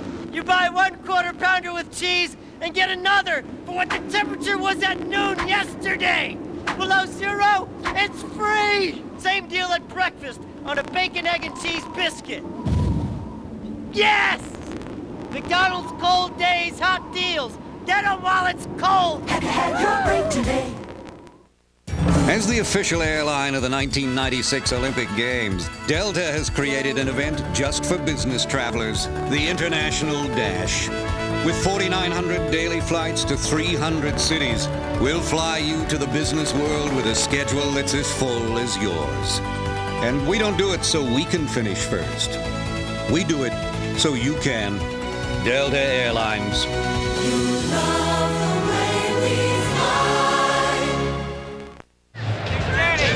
Remember, when you're having good times with good friends and your mother, drink responsibly, because friends know when to say when. A reminder from your friends at Budweiser. Excellent ad lib. Just a guy on his date with his mom, you know. Sonics on a fast break, ran the court well. Mason with a good strip of the ball. Perkins gets the reward for running the court and hanging around. He got the bounce and the basket. Sonics now lead 57-49. Ronnie Nunn with the illegal defense call. That's the third infraction by Seattle. And a technical foul. Hopper will shoot the tee. The Knicks are now going with Hopper, Starks, and Christie, along with Mason and Ewing. At the end of 3, Orlando leading Utah 83-82. Final scores. Nets lost to the Bullets in Baltimore earlier tonight, 92-87. Chris Webber with 25. Armin Gilliam with 32 points. Atlanta beat Philly 82-77. Charlotte over Miami 114-106. Here's Ewing. And the Knicks have hit a cold spell. Indiana over Detroit 89-81. Kemp lost it. And then able to recover. And it was Mason. And here's Harper on a 5-on-2. Ewing with the finish. Patrick Ewing with another beautiful conclusion to the break. Oh, and he got the ball at the right time. So the Sonics lead by 5. Hawkins on a quick release. Percy is 3 for 9 from the field. Ewing with the screen and then rolls on Johnson. Irvin Johnson is playing with 4 fouls. See that pounding, Marv, at the Knicks end of the court? Is that bothering your style, John? The NBA. Harper obviously not bothered. The NBA doesn't like it. I know that. They issued some paperwork to that effect before the season began. It's quiet at this end, however. Sonics lead by 3. Payton off the mark. Christie on the rebound. Pops it down. Harper leading Starks. Oh, that was beautiful. And the Knicks getting a host of transition baskets here tonight. Oh, they've come right back and stopped this forward thrust by the Sonics. Seattle by 1. 6:45 remaining in the third quarter. Perkins, he was given the move to the right and then tried to draw the foul, but there was no contact. Harper with a good play to keep it alive. Harper on the move. Yes, and it counts. Derek Harper will go to the line, has some words with a couple of players on the Seattle bench. Harper made an incredible move, Marv, and actually he might have committed an offensive foul. Take a look at this now. Drives down, sees the big man in front of him, puts that shoulder right into him, and then goes up for the shot. As a great play by him. But if I'm the defense, I'm saying, hey, Mr. Official, I think you might have missed one. Foul was called on Johnson. That was his 5th, and he is at the bench. Vincent Askew replacing Irvin Johnson. 3-point play by Harper. A 10-0 run by the Knicks, who have taken the lead 59-57.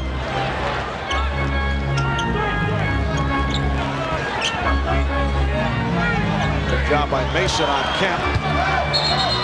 And it's a traveling violation. Anthony Mason put the clamps on Sean Kemp. Did a terrific job physically in keeping him out of position. Kemp wants room. If he gets room, he's unstoppable, and Mason's taking it away. The Knicks with the ball and a 2-point lead.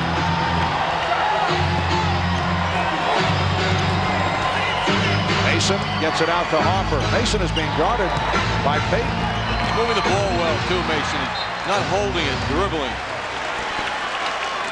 6 on the shot clock. And now Kemp is back on Mason. To this point, the Knicks have not allowed Sean Kemp to explode offensively. He's been held back by the foul situation. Ewing with 3 on the 24. Ewing, yes. And the Knicks now lead 61-57. Just a beautiful finish by Patrick. He has 20 points. Now Kemp foul. That was swatted high and far. The Knicks enjoyed that one. Foul was committed by Ewing. Don Nelson right in the face of Doug Christie with another lesson of sorts. Here's Ewing at the other end with the beautiful basket. Got above the defense. A little Sean Kemp as he ran back court with those arms down, Kemp style. 5:40 left in the third quarter. And the Knicks lead by 4. Here is Kemp working hard and again turns it over. It was Ewing, Marv. It was Ewing that came over with Mason. And at the middle of the jump, Ewing's hand was on that ball and Kemp came down with it. And Ronnie Nunn, who had made the call, giving the indication for the travel, now not certain, as Gary Payton appealed to him. Now Nunn is talking it over with Ted Bernhardt and Woody Mayfield. Might be a jump ball situation with Ewing in effect blocking the shot, and he came down with it. Let's take a look at Kemp now. Mason not allowing him space. Ewing from behind with the beautiful block. Then Kemp came down. Well, they changed the call that a Knick player deflected it out of bounds, so it will be Seattle ball. Looked like Nelson was signaling for the jump that he wanted.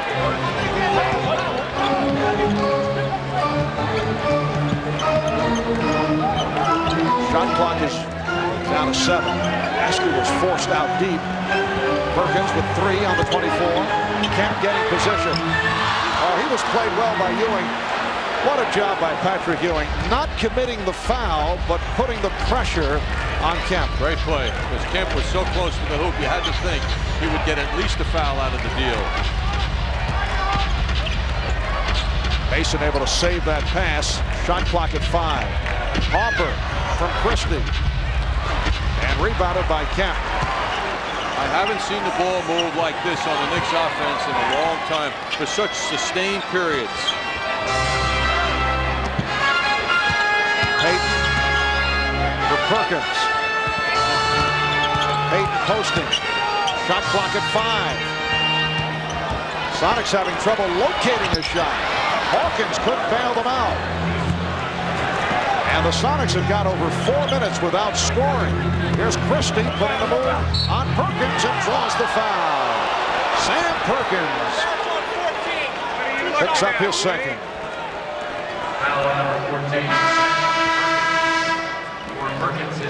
So Doug Christie to the line. Here's Charlie Ward, who played effectively in the first half. Derek Harper will sit down. Harper with 12 points. Charlie Ward, 11 minutes of playing time, had 2 of 4 from the field in the first half.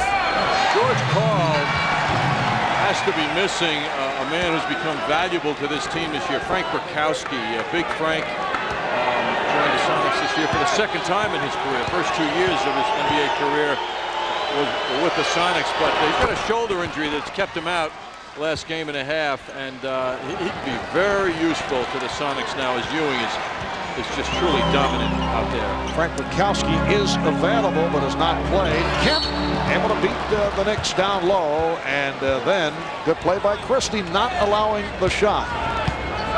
If you foul in that situation, you try to tie up the player's arms. That's what Doug Christie did, and Kemp will go to the line. And that's why Don Nelson can go with this somewhat smaller lineup with Ward and Starks out there with Christie, because Christie can play big, as he just did, in tying up a big, strong Kemp.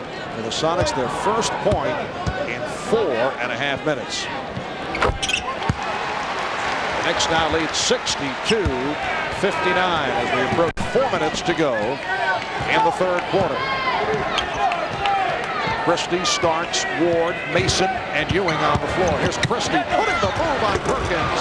Rebound Ewing. Ewing rejected by Perkins. And back comes Payton. Starks poked it away. Payton on the recovery.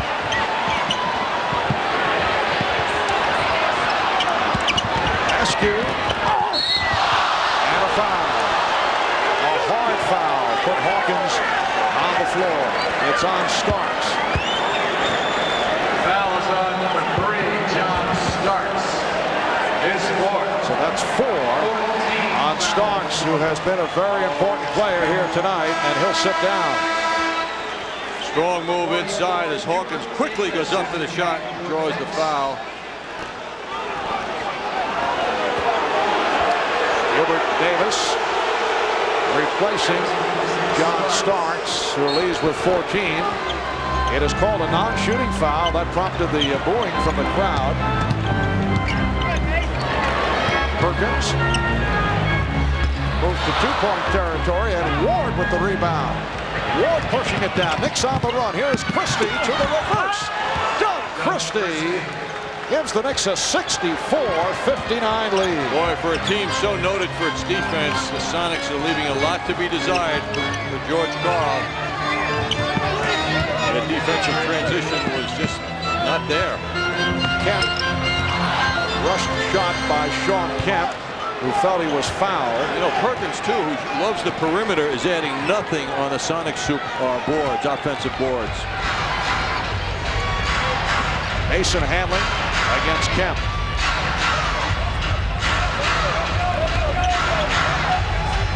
Shot clock at 3. Mason. And that's a 24-second violation. Once again, it goes inside to Anthony Mason, who did not get it off in time, although the Knicks felt that Mason was hacked. And now the Sonics take a timeout. They have not hit a field goal in the last 6 minutes. We'll be right back. Ewing with the step on Conlon. Anheuser-Busch is a proud sponsor of New York Knicks basketball on MSG Network. It's not just how you play the game. It's how you call for the ball. Come on, baby, I got him. Give me the rock, baby. We got him. For the road. Yeah. Ah! Looking at it, baby. Come on, hit me on. Hit me on. Ah! Yeah. If you're talking my game, you don't know, you better ask somebody. You're talking Foot Locker. The #1 movie of the year is the biggest adventure of the year. Does anybody else feel like a fried egg? With the biggest heroes. It's the car, right? Chicks love the car. And the nastiest villains. Val Kilmer, Tommy Lee Jones, Jim Carrey, Nicole Kidman, Chris O'Donnell. Batman Forever. Playing this month on Direct Ticket. When he goes up to dunk, don't even jump. When he grabs a rebound, don't even try to take it away from him. He's got the speed and the quickness of a guard and the body of a big guy. He's just awesome. And I know his moves, and I know what he likes to do. And I try to defend it, and I still can't stop it. He has a complete package. This is a guy who's definitely not one-dimensional. He embodies everything that is great about this game. Well, Knicks on the road this week. It continues, as you see now, tomorrow at Vancouver. Knicks MCS Cannon game night at 9:30 p.m. Delta Airlines telling us also the Knicks will be home Tuesday against the Chicago Bulls for the big one. 7:30 MCS Cannon game night Tuesday, and Wednesday the Knicks will go down and revisit Pat Riley and his Miami Heat. John, tomorrow's game at Vancouver, the first Knick regular season game played in Canada. Perkins missing on the tip and rebounded by Ewing. First regular season game for the Knicks in Canada since October of '74 when they lost to the Buffalo Braves in a Buffalo home game played at Maple Leaf Gardens in Toronto. Knicks lead by 5 with 2:10 left in this third quarter. Ward is called for the travel. He tried to fake. So the Sonics will get it back. Of the many good things Patrick Ewing is doing tonight, his passing out of the double and triple teams has been outstanding. He's not always going to the logical closest man to him. He's finding people that can have more time. And look at Ewing on the steal and now leading the break. He was pushed from behind. This has been a superstar performance by Patrick Ewing. Every phase of the game. Watch this. He blocks the pass and then comes up with a steal. Yes, one dribble, 2 dribbles, and then he gets the trip up and is able to contain himself before he goes into the stands. Another look at it now. Patrick contesting shots as well as he has done in any game this season by far. Ewing in the 2 games against the Sonics last season certainly enjoyed himself, averaging over 30 per game, shooting just under 70%. Tonight he has 21 points on 8 of 15 from the field, 9 rebounds. Boy, the way the third quarter started, it looked like the Sonics were off and running, and that was the story. And did the Knicks put a stop to that? Foul on Hubert Davis. Well, Seattle opened up the quarter with an 11-1 run, and they led 57-49. Then the Knicks turned it around. They went on a 15-2 tear and took a 5-point lead. And the 2 points in that 15-2 spurt by the Knicks, the 2 points by Seattle were both free throws. Now the Knicks are up 65-61 with this third quarter running down, and the Sonics have gone over 7 minutes without a field goal. That is amazing. Ward with a nice fake. Oh, he beat Payton off the dribble. Charlie Ward able to penetrate, and the Knicks lead 67-61. This team, Seattle team, despite their good defensive numbers, has no shot blocking inside. The only presence is when that's a nice move by Kemp. Sean Kemp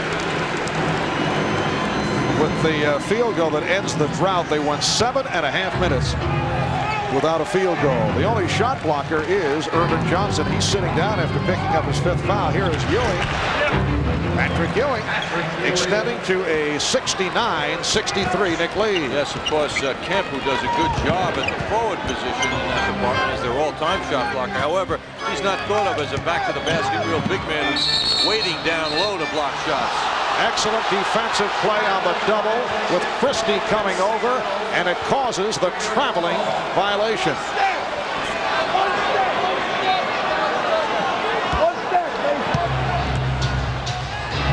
And now Doug Christie handling it at the point guard position. 20-6 run by the Knicks after the slow start here in the third. We have a half minute remaining, third quarter. Ewing finding Christie for 3 and rebounded by McMillan. But again, the Knicks reacting very well on the double team with Ewing setting up Christie. Hubert Davis matched up with the tough Gary Payton, doing a nice job. Payton hasn't taken off on the Knicks at all. Final seconds, third quarter. Now Payton working hard to get inside. Don Nelson was looking for a travel. 2 seconds to go in the third quarter. Here's Christie. Will he get it off in time? So after 3 here in Seattle, the New York Knicks 69 and the Seattle Supersonics 65.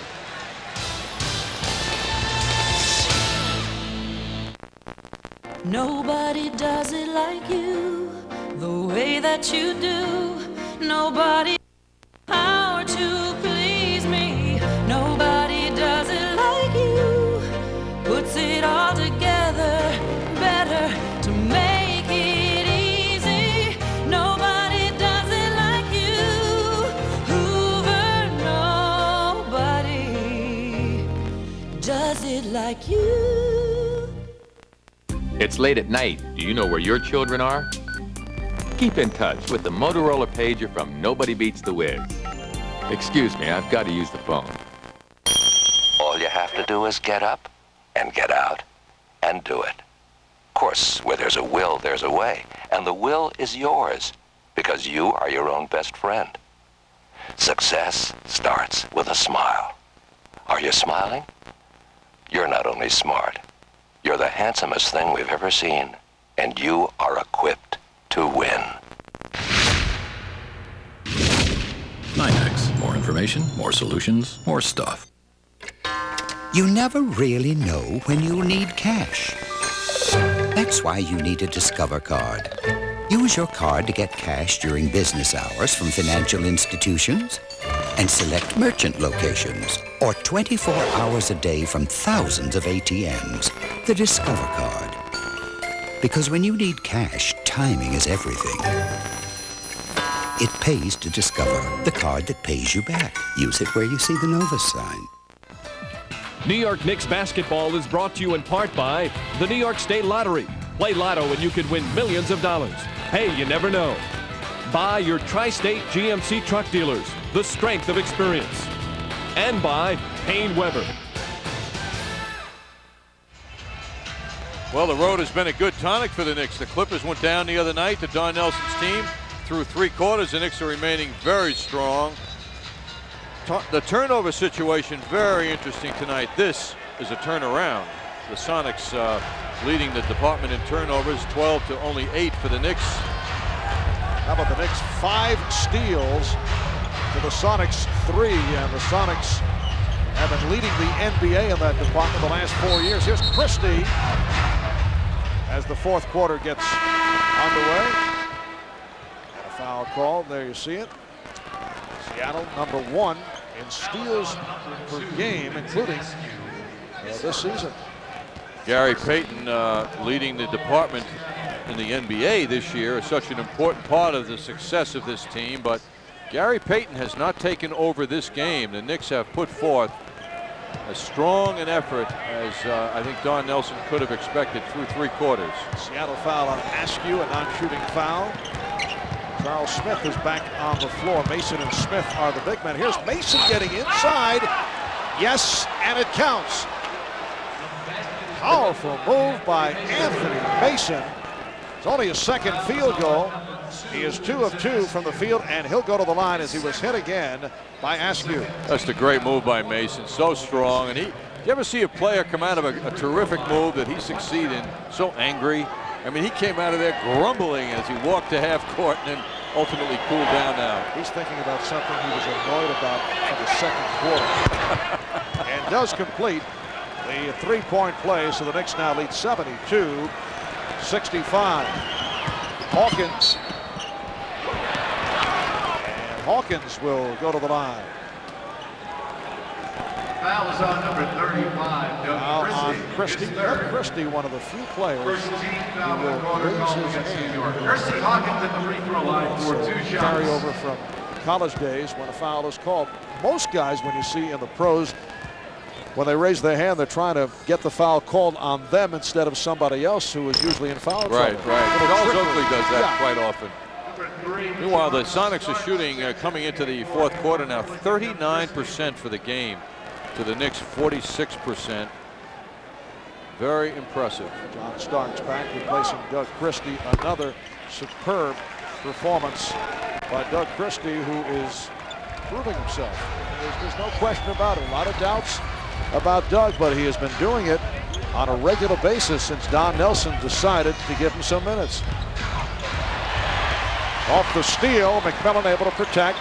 Mason over-dribbled on that play. Hawkins with the alley-oop for Kemp. And a foul committed. Charlie Ward not allowing Kemp to get the shot off. So Ward on the foul. That'll put Kemp at the line. Sean Kemp, a 70% free throw shooter. Sean Kemp, guy who spent a good portion of the summer losing weight 3 years ago after a brutal playoff series against Carmelo of Utah. Kemp decided to bulk up. Felt it would be better to survive the hand-to-hand combat against a guy like Malone. Last year, though, he determined the extra weight made him sluggish, particularly at the defensive end, and he spent this past summer running, went back, did a lot of running in the Chicago Heat, and got the weight off, and he has been able to benefit from that. Smith, double team, lost it. And the Knicks, no. Ronnie Nunn was about to call Nick ball, and then Ted Bernhardt said no, last touch by the Knicks. Well, Don Nelson trying to defend his team. He's dying with Charles Smith putting the ball on the floor and just coughing it up as he did. Don Nelson screaming bad, indicating bad call, and a foul was called. From behind the pack, it was Ted Bernhardt calling a loose ball foul on Smith. That's what Nelson was upset with. That's 2 quick Knick turnovers beginning the 4th quarter now. Kemp feeling for Mason. McMillan. Kemp, oh, what a play, and then lost it to Starks, but a foul. Sean Kemp with a magnificent play to keep that ball alive.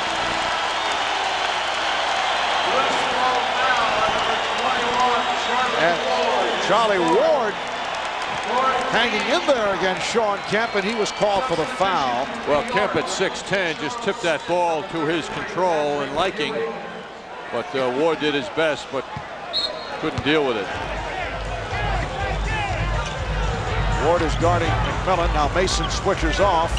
Some confusion defensively now.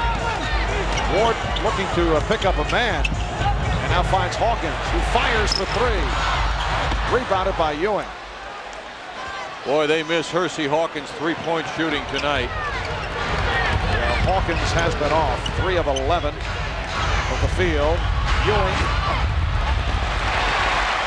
9.5 remaining in the fourth quarter. Askew foul. Ewing got a piece of it. Well, an offensive foul is called. Askew on the drive put the knee up and made contact, called for the charge. Excellent defensive transition by the Knicks on that play. Ewing once again contesting shots. Nate McMillan sitting down. Sam Perkins is back. Knicks with the ball and a 4-point lead. Charlie Ward getting the playing time tonight. He's done a good job. Oh, what a pass, Ward from Mason. Oh, Charlie Ward. That was Dick McGuire. Oh, high praise here. That was a great simple pass. And again an offensive foul. It's on Hawkins.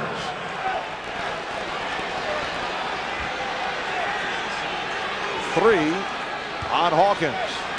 Don Nelson staying with the 3 guards. Starks, Ward, and Davis.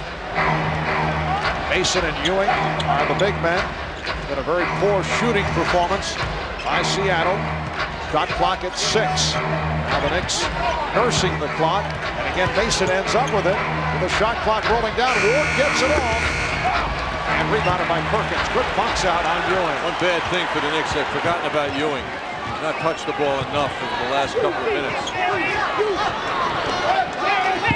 Knicks have a 6-point lead. Another call against the Sonics. Looked like Hawkins down low, muscling Charlie Ward.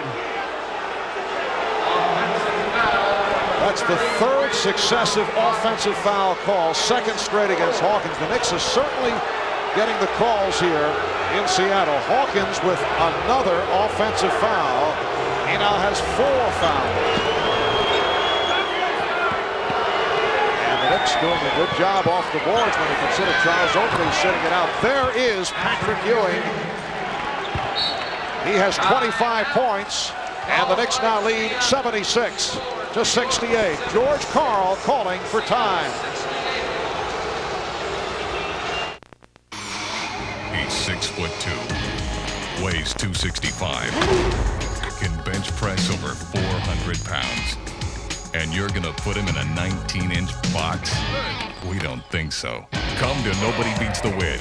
Buy any Mitsubishi big screen, big tube, or VCR and pay no money down, no payments, and no accrued interest for 18 months till summer of '97.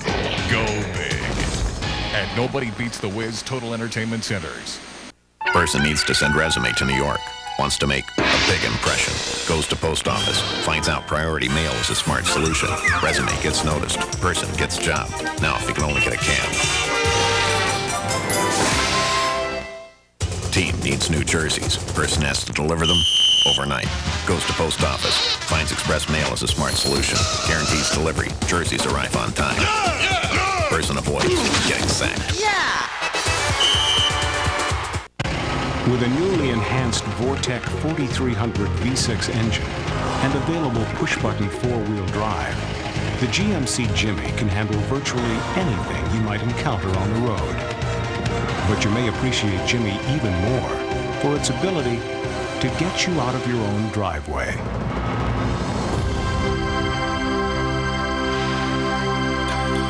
For a great lease offer, visit your Tri-State GMC truck dealer today. Game goes on. Ewing gets stronger and stronger. The Knicks had forgotten about Patrick Ewing for a while. Charlie Ward, however, doing a good job inside, finding Anthony Mason with a gorgeous bounce pass moments ago. And then Patrick Ewing getting the ball for the Knicks' last offensive opportunity, and he came through and gave the Sonics bench a little smile as he went back up court. 25 points for Ewing. Sonics have had a couple of cold spells that have really caused damage. They went 6 minutes at one point without a field goal. They went 7.5 minutes without a field goal. Shot clock is at 5. Kemp. And a foul committed by Ewing. That is his second. Sonics only 2 of 12 from the field in this fourth quarter. We have 7:58 remaining in the fourth. The Knicks leading 76-68. Sean Kemp, his career continues to blossom, now running second in the Western Conference voting, All-Star voting for the forward position. See Kemp where he is in the NBA rebounding department, a notch ahead of David Robinson. Imagine Gary Payton is not in the top 10 voting in the Western Conference guards. Payton leads the NBA in steals and eighth in assists.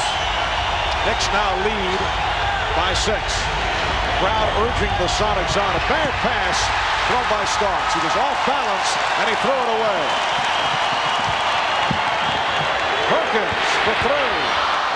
And Starks with the good box out and fouled by Payton.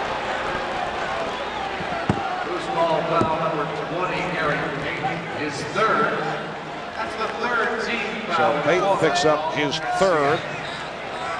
See Mason down low, boxing out. John Starks boxing out. Boy, that's the quality the Knicks haven't shown in a while.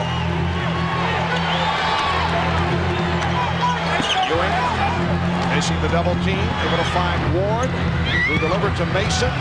Look at the ball moving. Ewing won't count. 3-second violation, and Don Nelson is going wild on the sideline.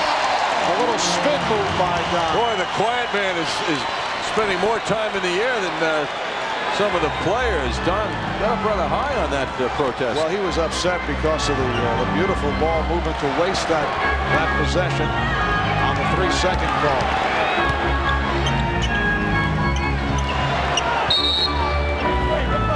Three-second violation on the Sonics.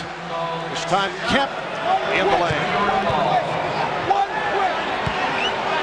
Don Nelson calling out a play that he wants to see. Players now communicating. John Starks pointing out to Mason where he should be.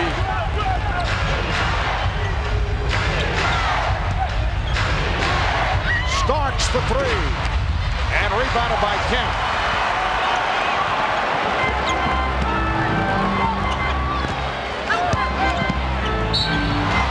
And a foul. Foul committed by Ward. Foul is on number 21. Charlie Ward is fifth. So Charlie Ward Derek Harper for New York. picks up the foul, which will put Vincent Askew at the line.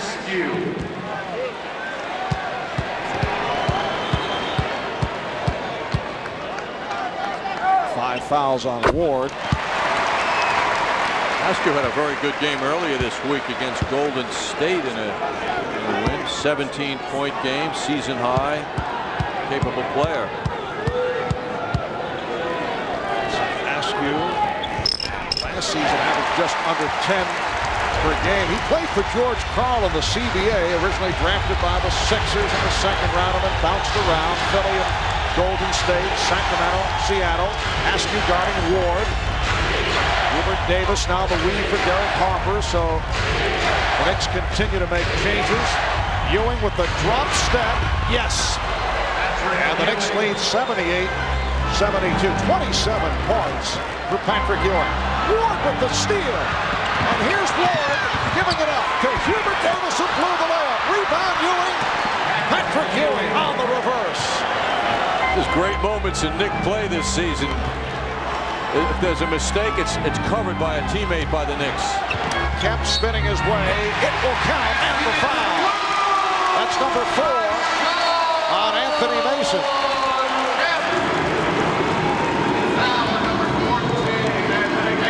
And a little exchange of chatter between Kemp and Mason. Mason attacking Kemp. Kemp is very tough. He had a strong move over Mason to make that hoop. Oh, Ewing lost it. Trying to hold back on the pass because he saw Payton. Big mistake. And the Sonics able to take advantage. They cut it to 4. The Knicks take a timeout.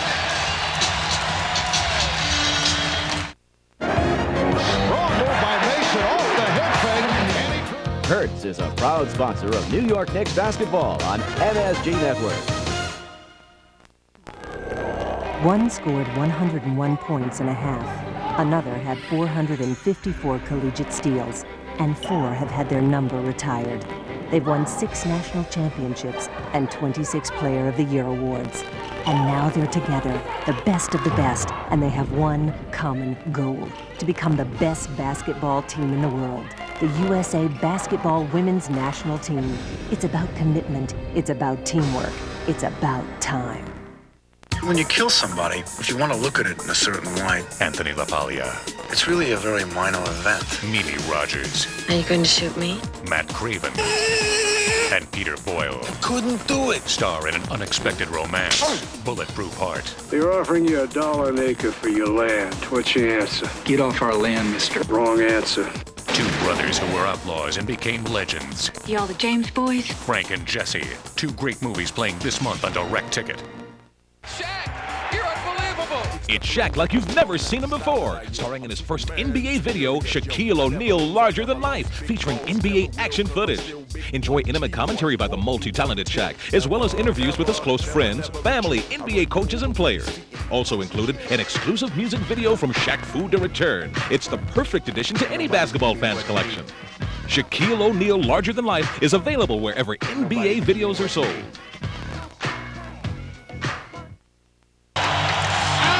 Plenty of hoops on the MSG Network beginning tomorrow at 12 noon with a Big Ten matchup, Iowa and Michigan State. Follow that by the Big East, Rutgers Scarlet Knights and the Fighting Irish of Notre Dame. At 7 o'clock, St. John's takes on Boston College. College basketball tomorrow and all season long on the MSG Network. The Knicks with the ball. They now lead by 4, 5.5 remaining in the fourth quarter. Mason came up short, recovered by Ewing. And a foul is called. It's on McMillan. Reach-in foul. 4th team foul on Seattle. Both the Knicks and the Sonics each have 3 full timeouts and a 20 remaining. The steal by Hawkins. Gilbert Davis with a couple of shaky plays. He missed that layup a moment ago and a soft pass that is picked off. Perkins for Hawkins. Kemp got the step. And a 3-second violation once again called on Shawn Kemp.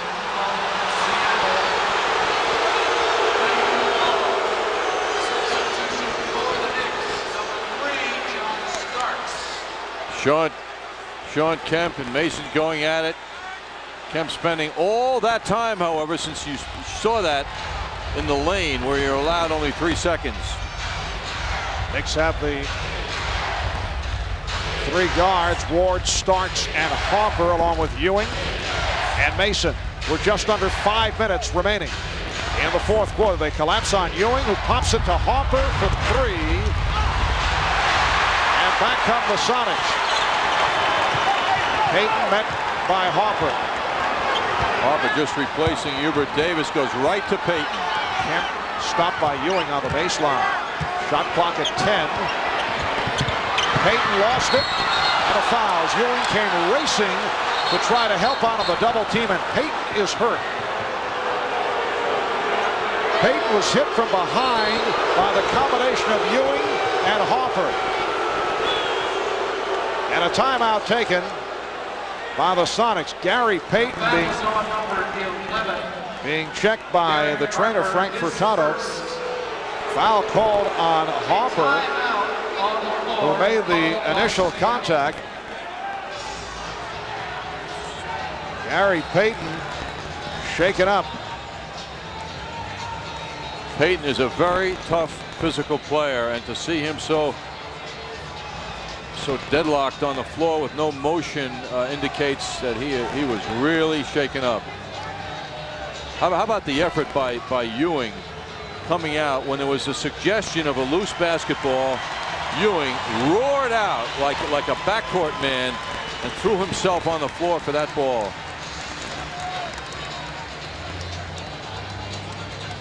Here is another look at it as the ball was poked away. Let's see Harper on Payton's leg. And it appears the hamstring area behind his thigh was hurt. You mentioned Gary Payton being such a tough performer over the years. This is a player who has played in 328 consecutive games. He has started 226 in a row. Oh, the pain he gives off with that look. Oh. Well, once again, Marv, the efforts of Patrick Ewing on defense, on offense, all over the court tonight have been outstanding. I mean, that word almost isn't big enough. And you can see the consecutive starts of Gary Payton. John Stockton is the leader in that department coming into tonight. This Patrick Ewing, John, has been so active. You know the knees are feeling very good when he plays like this, doing it at both ends. He's been looking to contest shots. He's been running out on double teams. So he's feeling pretty good. I think the Knicks really have to refocus offensively as you look at Payton coming out in the court, thankfully, and getting the acknowledgement of the fans. The Knicks have got to go to Ewing in the stretch now. They have a 4-point lead, but there's a ton of time left here as far as Seattle's concerned. With the Knicks over the foul limit, Payton will shoot a couple. He's 4 of 6 at the line. Gary Payton in his 6th season out of Oregon State. He is, no question, the catalyst for every success or failure that the Sonics had. Hitting 1 of 2, the Knicks with a 3-point lead.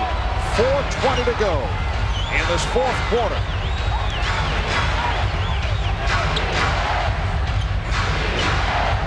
Starks for Ward. Ewing. And handled by McMillan. It's been too long since Ewing shot last. He's got to get the ball more to feel the touch. McMillan. And Perkins now guarded by Anthony Mason. Sean Kemp being played by Patrick Ewing. Payton tripped up. Knicks wanted to travel. But the foul on Harper. Harper is suggesting that Payton lost his balance. Harper is second. Payton is only a 70% free throw shooter. Take another look at it now. Payton on the move across the lane. I think Derek was correct. Payton hitting on the first. The Knicks by 2. Payton averaging 18.5 points per game. So hits both to bring the Sonics within 1. Knicks have led by as many as 8. Seattle at one point led by 8 points. 3.5 left, 4th quarter. And the Sonics' defensive intensity has picked up. Ewing, it counts, and the foul. Basket is good. 31 points for Patrick Ewing. Fouls on number 14, Sam Perkins called for his 3rd, and Ewing will go to the line. Well, no double team for Ewing. Perkins certainly can't handle Patrick. Surprisingly, as he put the ball on the floor, the Sonics didn't react to go over and help, but Ewing is no question the man for the Knicks here, and they just better remember that every time they're at the offensive end. But not able to hit the free throw. He hit 5 of his previous 6. The Knicks lead 82-79.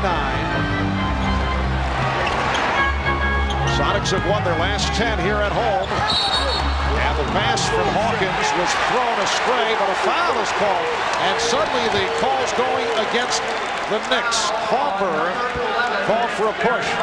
And these are damaging fouls because the Knicks have been over the limit.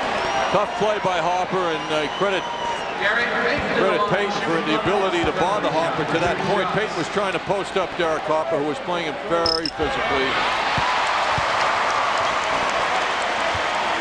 Payton is 8 of 11 at the line. See Harper now leaning out, doing his best to get up on Payton, but as the whistle was called, it didn't seem to be much contact at all at that specific moment. So Payton hits on both and again cuts it to a 1-point Knick lead. Coming up on 3 minutes remaining in the 4th. Kemp is now switched over to Ewing. And a defense as Starks fires. Way off. Got glass. And last touch by Ewing.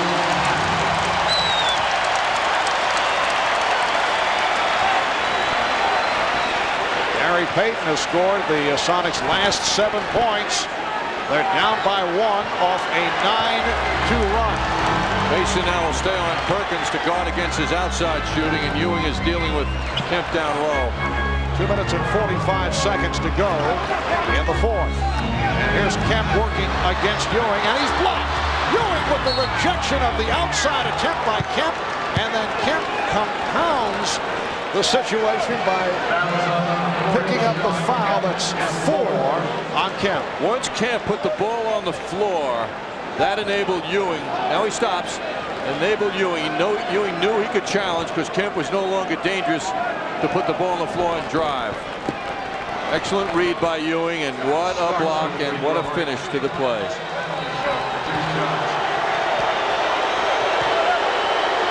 So John Starks at the line. He's 4 of 4 from the line. And the Knicks now lead 83-81.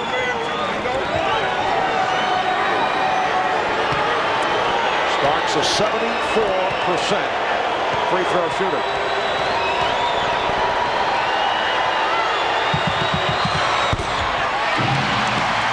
The Knicks are not hitting their free throws down the stretch. They lead 83-81 with 2.5 remaining in the fourth. Kemp with the beautiful feed for Hawkins. A backdoor pass, and the game is tied at 83. Starks lost Hawkins. He was caught looking at the ball.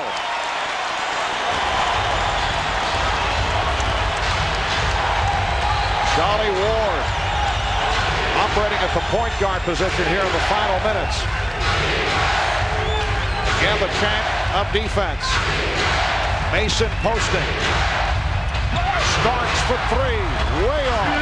Rebound kept alive by Ward. Charlie Ward again, once again getting to the loose ball.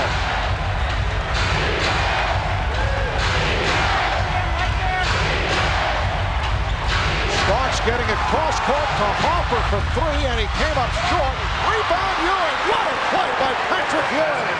And the Knicks now lead 85-83.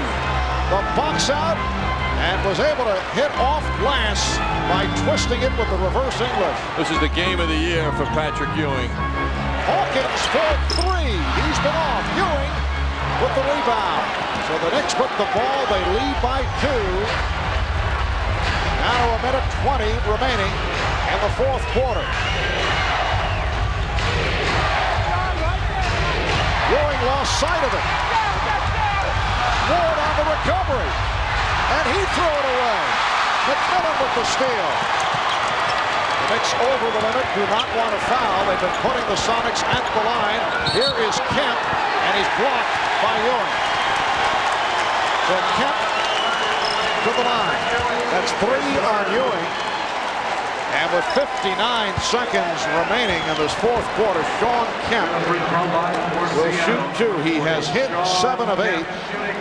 He is only a 70% free throw shooter, but the Sonics have done a good job at the line. 28-33.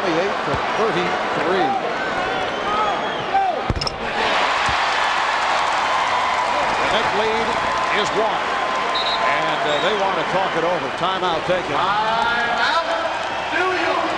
So when we come back, Shawn Kemp back to the line. Now they say a 20-second timeout. Kemp will go to the line with the Sonics down by 1, and 59 and 9/10 seconds to go in this fourth quarter. Don Nelson has worked as hard as his players tonight. He's been so active, and now he's being very clear with what he wants his team to do in the closing minute of this game.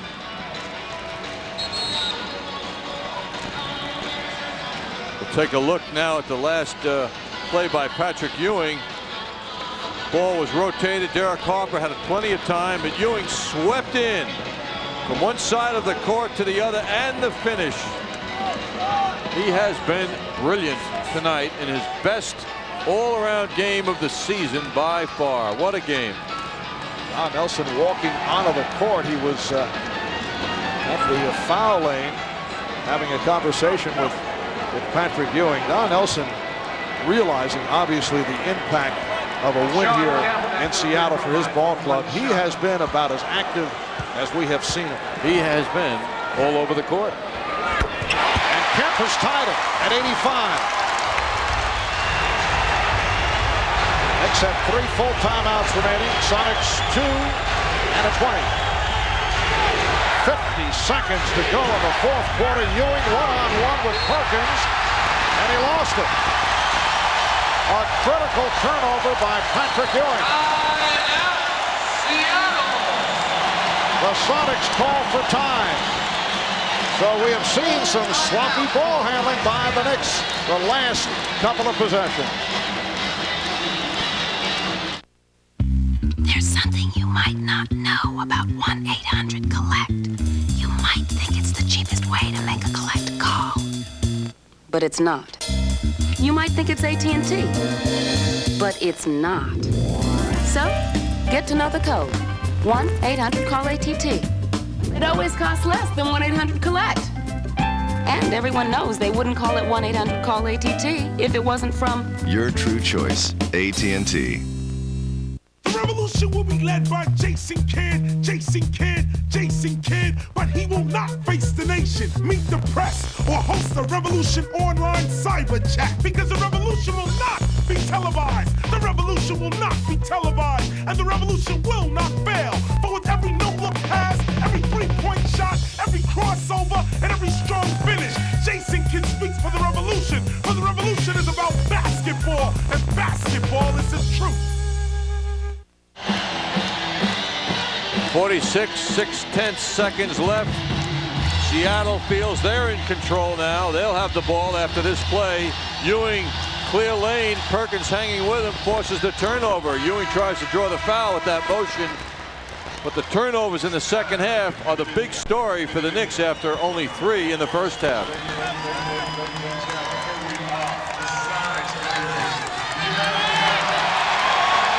Three turnovers first half, 8 after 3 quarters, and they have turned it over 9 times in this fourth quarter. Knicks and the Sonics tied at 85. 46 seconds remaining. In this fourth quarter, Sam Perkins will throw in. The Knicks remaining the same following the timeout. Payton handles against Harper. Both teams are over the limit. Shot clock at 10. Now solid. There's Kemp. Perkins with 3 on the 24. Oh, big shot by Sam Perkins with Anthony Mason right all over him. The tough angle shot by Perkins, that reminiscent of the big one he hit for the Lakers in the NBA Finals 5 years ago. It's third down at Bud Bowl, and you are in the game. Beat it, Doc. All right, you bench-warming towel boy reject. There are 4 plays left. Try this one. Flea flicker? What if they catch me? What if they catch me? Don't worry, it's going to be a walk in the park. So take a hike. Ooh, yeah, this is easy. Hey! Oh! Make that 3 plays left. Get a new play card where you buy Bud, Bud Light, and Bud Ice. Oh, look. A 2. Excuse me, that would be mine. Wait till next year? Well, next year is now. Now's the time to order your season tickets for 1996 New York Yankees baseball. Purchase your full season plan before January 30th and you'll receive a free fan marquee scoreboard message, a 25% off discount coupon to the stadium's gift shops, a limited edition audio cassette gift. Plus, you'll be entered in a sweepstakes for a trip to a 96 spring training game and a monthly drawing to throw out the first pitch. This offer expires January 30th, so order your 96 full season tickets today. Thanks to Sam Perkins' dramatic jump shooting, the Sonics now enjoy a 2-point lead. Shawn Kemp was denied his move to the basket. Off the dribble, Sam Perkins hits a jump shot cleanly. Sam, usually a flat-footed jump shooter, and a very fine one for his 6'10" size, but he hits a big one on the move. Focus on the Knicks now, who have the full 24 seconds to operate to get back into a tie situation, or even a little bit better than that if they can manufacture something here. Timeout rundown. The Sonics, after trailing by 8 points, have run off a 15-5 spurt the last 5.5 minutes, thanks to the free throw shooting of Gary Payton and some of the poor ball handling by the Knicks. 9 turnovers by the Knicks in this fourth quarter. That was nearly number 10. 20 seconds to go. Knicks down by 2. Starks played by Hawkins. They isolate Starks and Hawkins. Here is Hopper for Starks. Ward gets it down low. Ewing, yes, and the game is tied with 6 seconds to go. A clutch basket by Patrick Ewing, who has 35 points. Beautiful ball movement under pressure by the Knicks to tie the game. Well, they swung the ball, Marv, side to side so successfully and isolated Ewing in a one-on-one matchup, and he has proven all night long he's too much. You see the ball go the other side. Harper doesn't force it. Starks doesn't force it. Charlie Ward inside to Ewing with a good look at the hoop. And he does what he's been doing all night, and that has become the killer for the Knicks here against the Sonics. He has been magnificent, and what a dramatic shot. Did he enjoy it? 35 points and 16 rebounds for Ewing. He has converted 15 of 24 from the field in his 41 minutes. Now the Knicks with 2 timeouts remaining. In regulation, we have 6 and 3/10 seconds to go. Seattle has a 20-second timeout left. It will be Seattle ball. The Knicks are over the foul limit, as are the Sonics. And George Karl is mapping it out. Well, the ball, I would imagine, Marv, will be in the hands of Gary Payton. He'll make a decision whether to hit Kemp down low or possibly Hersey Hawkins, who's been relatively quiet all night. They're used to finding Hawkins for long jump shooting. Not that they need a long one. They need anything they can get, including a foul shooting opportunity. Should they get a foul shooting opportunity, that would be ideal, because it'd probably be only 2 seconds left or thereabouts. It'd be very difficult for the Knicks to advance the ball and get a good shot. So I would look for the ball to get in the hands of Gary Payton. Nate McMillan will throw it in from center court. Got to keep our eye on Kemp for a lead pass for a dunk also. All right, 6 and 3/10 seconds remaining, and they have to use their final timeout. McMillan could not find anyone. It's a 20-second timeout. And now they must inbound the ball. No timeouts left for Seattle. George Karl making it very clear. He's looking at Kemp pretty hard. They have time, though, to get a decent shot.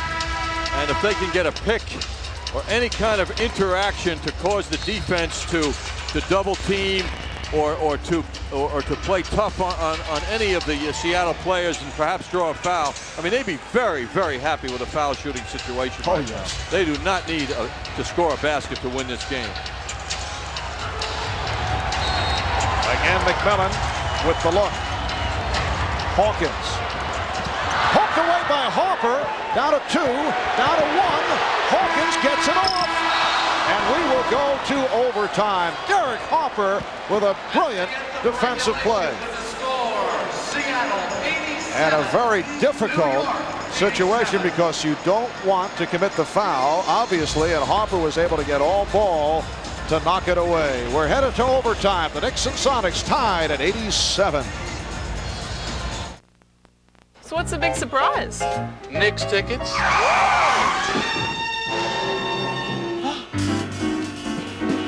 American Express. I got a little proposition. Whoa!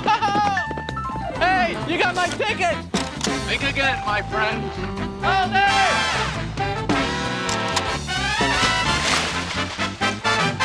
Express card. It's just the ticket. I'd have gone to the moon for these.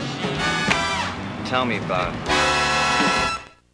As the official airline of the 1996 Olympic Games, Delta has created an event just for business travelers, the International Dash.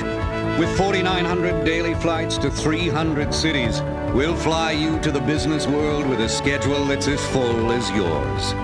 And we don't do it so we can finish first. We do it so you can. Delta Airlines.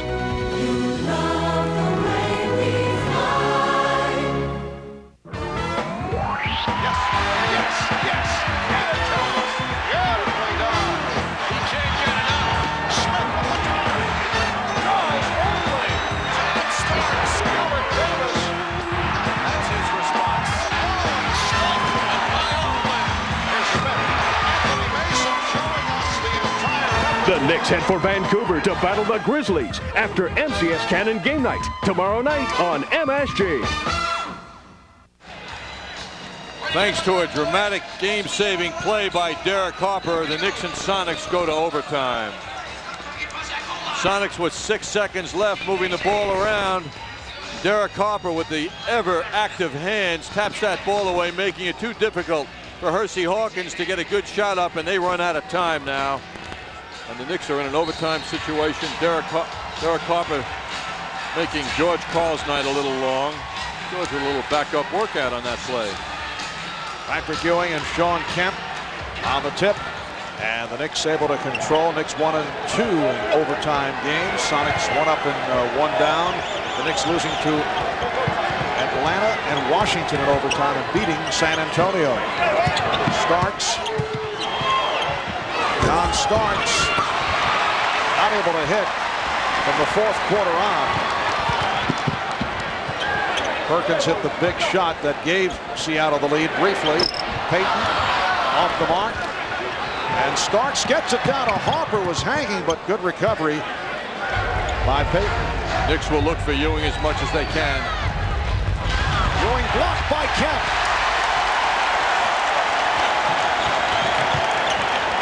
McMillan for Kemp. And an immediate timeout called by the Knicks. With 52 seconds gone by in overtime, it's the Sonics by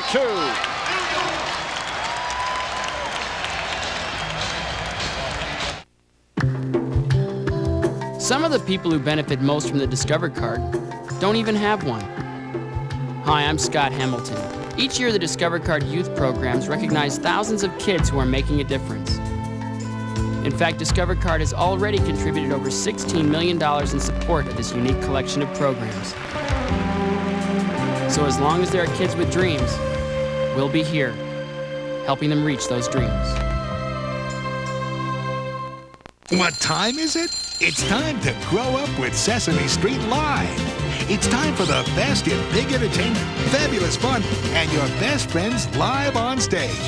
It's time to see what your favorite Sesame Street friends want to be when they grow up. What time is it?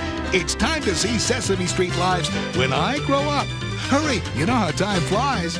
When I Grow Up, February 1st through 25th at the Paramount. Tickets available at the Garden Box office and Ticketmaster. Call 212-307-7171.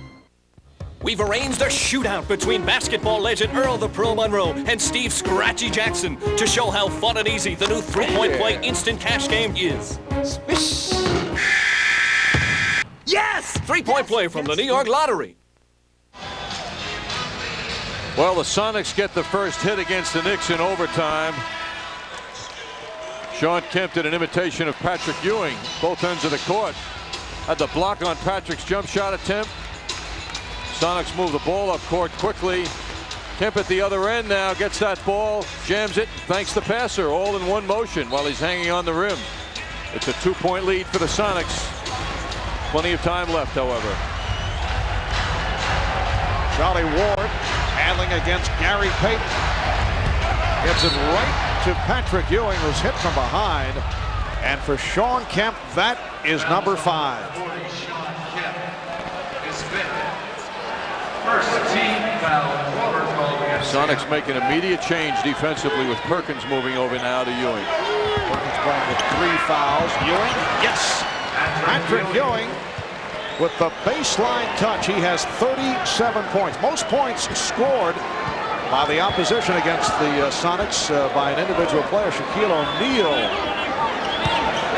38. And Ewing is one off that mark. Game is tied at 89. 3.5 left in overtime. Hawkins to the running hook. Oh, he got the roll. So the Sonics lead 91-89. It has not been a good shooting night for Hersey, in particular from the outside. Overall, he's 5 of 15. He has 17 points. Sean Kemp leading the Sonics with 25. Patrick Ewing leading the Knicks with 37. Harper, the recovery by Harper. Somehow he was able to get the ball back after he lost control. He has, and that's an advertisement to such great hands. 14 for Harper. The game tied at 91. Just under 3 left in the 5-minute overtime. Mason on a switch. Ewing jumps out at Perkins, who fires from downtown. And the rebound from Mason. Good help from Harper. Mason's lower body plastered Kemp. Kemp couldn't get control of that ball. Sonics and Knicks at 91 apiece. Mason backing. Ward with the shot clock running down. Should have taken the shot. It's a 24-second violation. Johnny Ward saying, my fault. Well, that's part of the growing process as a backcourt man in the NBA and in very tense, big situations. Johnny Ward getting the playing time, 29 minutes. And has played well, 3 of 6, 6 assists. Done a good job helping off the boards. McMillan open for 3. Nate McMillan not noted for his shooting, but you do not want to present him with that kind of room and time. That's his first field goal. 39% field goal percentage this year. Sonics by 3. Minute 45 left in overtime. Ewing again. 39 for Ewing. And the Seattle lead is 1. Most points scored against Seattle this year. Patrick Ewing with 39. Kemp stripped by Ewing. Ewing knocked it away from Kemp. One great play after another by Ewing. 1:25 left in overtime. Knicks with the ball down by 1. Harper played on a switch. Shoots over Perkins and hits. Derek Harper with a clutch jump shot. The Knicks by 1. No timeout being called by Seattle. 1:10 left in overtime. Here's Kemp. And he was pushed. John Starks getting set to check back in. Foul committed by Mason. That is number 5. So 5 on Mason. Kemp is playing with 5. It is a non-shooting foul, and McMillan will put it in place. Starks replacing Ward. Knicks by 1 in what has been a sensational game here in Seattle. McMillan had it knocked away. McMillan on the recovery, and a loose ball foul is called. Starks poked it away, and then Ewing in a collision with McMillan. So the Knicks are over the limit. For Ewing, it is number 4, and it'll put McMillan at the line. Ewing has been active all night, helping out backcourt people. No question, he bangs into McMillan. That play was a tribute once again to his hustle. Now McMillan, only a 67% free throw shooter, has not gone to the line frequently. He's 12 of 18 for the season. Don Nelson not even looking at Nate McMillan. He just refuses to look at the court. He'll learn from the crowd reaction as to whether McMillan will hit the shot. And he misses both. Mason on the box out of Perkins. So it is Knick ball. We're down to 50 seconds left in overtime, and they have a 1-point lead. I don't think there's any question where the Knicks want the ball to go. Ewing is left side of the circle. Mason gets it to him for the jumper. Yes! Patrick Ewing with 41 points, doing it from inside and outside. And the Knicks now lead 97-94 with 33 and 3/10 seconds remaining in overtime, and the Sonics take a timeout. You know, Marv, I think the Knicks have pulled together. There is such a communication and unity on the court now, but this man has played, I don't know, we're going to have to turn the pages of his career back, really, to rank this among the top games of his NBA career, no doubt. What a game. It is his season high, the previous high, 40 against Toronto back on December the 23rd. Patrick Ewing, 18 of 28 from the field, 5 of 7 from the line for 41 points, and a nice play by Mason off the dribble to pop it back out. Just going to say that despite Ewing's dramatic jump shot, the play by Mason also demonstrates how the Knicks have been wise in their passing tonight and their awareness when men starting their offensive moves would be cut down and they find the open man. And the greeting Patrick Ewing got back at the bench was pretty strong. But still, 33 and 3/10 seconds to go. Seattle down by 3. They are 6 of 21 from three-point range here tonight. Nate McMillan, you recall just moments ago, hit one.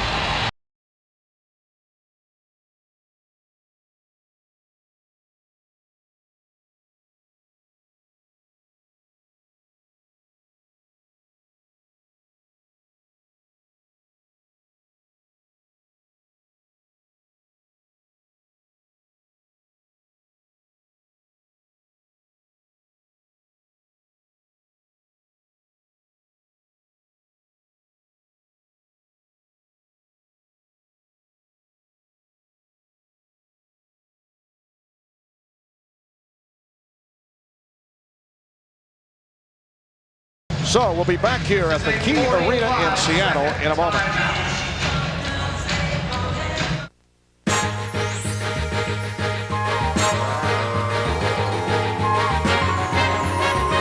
When they read the New York Times, some people begin with world news or the crossword puzzle or theater, and others turn right to the business section.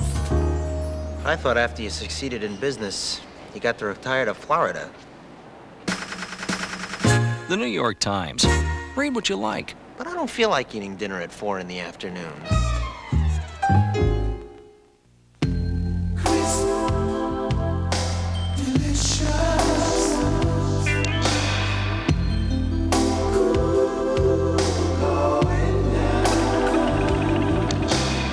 Drink what tastes good.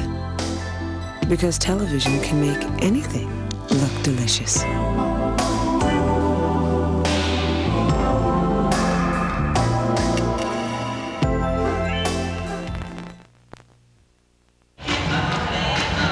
Well, Seattle getting ready to inbound. The Knicks have 1 timeout left. Seattle with 2. The Knicks are already over the foul limit. 33 seconds remaining. Seattle looking for a quick shot rather than 3. And a 3-second violation once again. The Sonics hit with a number of 3-second violations. This time Payton was in the lane. A very unhappy Sean Kemp looking at his teammates with disdain. Johnny Ward now checking in as the Knicks go into a shuffle. Patrick Ewing sitting down. 41 points, 30th career 40-point game for Ewing. Ewing coming out because Don Nelson is protecting the situation in 2 ways. He has 4 fouls, and I don't think they want him going to the foul line. They got their ball handlers in there now. Hubert Davis, look out, it's nearly a 10-second violation, and the Knicks bailed out on a foul. Hubert Davis throwing it cross court, nearly put it back into the backcourt, but Nate McMillan was called for the foul with 21 and 4/10 seconds remaining. Get in! And now the next foul will put the Sonics over the limit. 4th team foul of the overtime. Knicks lead 97-94. The only big man is Anthony Mason. Ward, Starks, Hopper, and Davis on the floor. George Karl said before the game, Don Nelson wants to score below 100 to win. We want it above 100. Don Nelson's getting his wishes. Payton giving the foul, and that will put Starks at the free throw line. It puts Seattle over the limit. That's 4 on Payton. Starks is 5 of 6 from the line. This is a Seattle team that has won 10 straight here at the new home at the Key Arena. 15-1 overall. The only home defeat. Indiana Pacers did it by 1 point, 102 to 101. And this Seattle club that leads the Western Conference with a record of 26-10. They've won 3 in a row, 11 of the last 13. So what the Knicks are doing here is mighty impressive, and they've played well right throughout. They now lead 98-94. Sonics have also beaten the Chicago Bulls here at home. 20 seconds to go.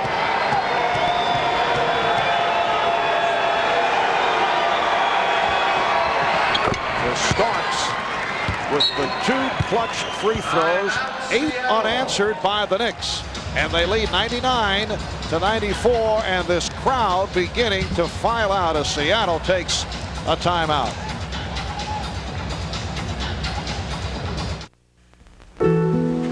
Mom, tell the truth. Is everything all right? Is this where we reverse roles? Be serious. I mean, you won't have to sell the house or anything, will you? Well, why would I do that? Mom. Look, when you were away at school, Dad met with Greg Hall down at Payne Weber. Well, that was 10 years ago, though. They set up this annuity just in case anything happened. So you have enough? More than enough every month. How'd the Payne Weber guy know back then what Daddy wanted for you? You asked.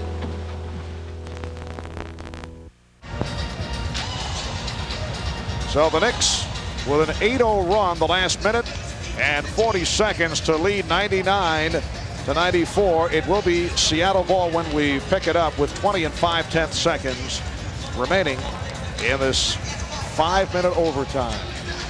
Big game for John Starks, who just went to the line and made it nearly impossible for Seattle with his clutch foul shooting. John started the game strongly, and he's continued. Showing good signs, did not hit his shots late in the game, but very active, taking the ball to the basket. 17 points, 5 rebounds, 3 assists.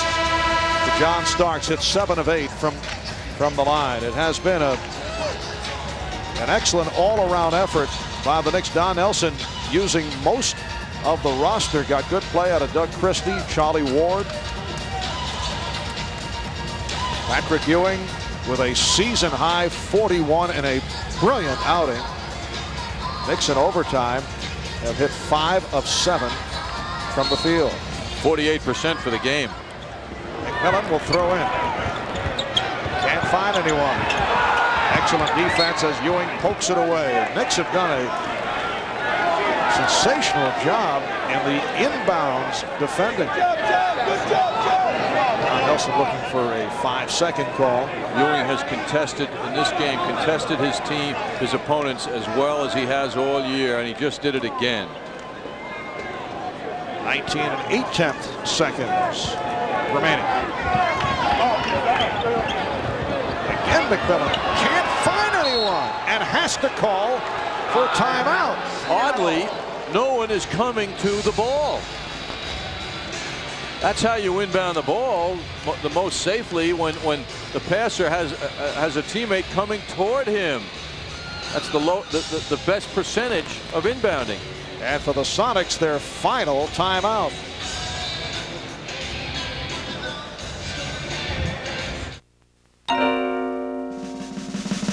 How can this be car of the year? You can't get up and walk around in a car. Cars don't have seats on rollers. Or so many seats, period. Or so much space for so many things. And they certainly don't offer sliding doors on both sides.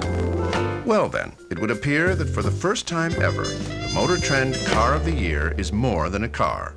It's a caravan from the new Dodge. Nobody does it like you. The new Hoover Steam Vac Deluxe with 5-brush agitator. Compared to professionals, there's no comparison. Nobody does it like you.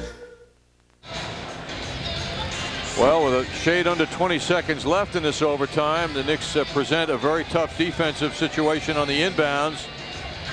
No good picks being set by Seattle as an attempt, but not enough to get someone free. No one comes toward the inbound passer, and as a result, rather than cough the ball up, the Sonics call their last timeout, and the Knicks seem to be growing stronger in the overtime, and the Sonics are on the fade.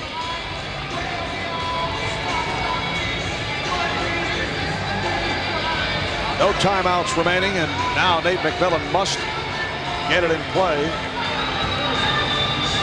I can't recall watching a Knick team force the opposition to take timeouts on 2 occasions because they could not put the ball in play. Don't you remember back in '74? I think you'd have to fade back many years. Charlie Ward back for Patrick Ewing. Patrick Ewing not only with a season high of 41, he has equaled his season high in rebounding with 16 points. It's his highest point total since he had 46 against the Celtics March 7th, '95. Art Payton with a twisting shot, rebounded by Mason.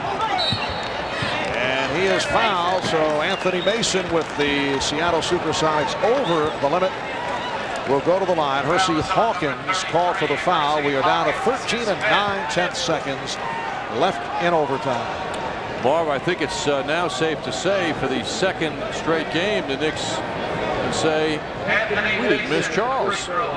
Charles Oakley sitting it out with his injured leg once again, and the Knicks very fortunate to not have to say if only we had Oakley tonight. They rise once again. And I think one of the factors, Al Nelson has the guards helping out, going to the board. That's why Charlie Ward has been in there, because he is a leaper and he's very strong, and he may not show up in the stats, but he's throwing his body around. John Starks also going to the backboard. Out of 10 seconds, 5-point lead for the Knicks. Payton delivers. Askew. And the foul, and this one is not over with 6 seconds remaining. Well, key free throws missed by Anthony Mason. And then the foul was called on Mason, who has picked up number 6.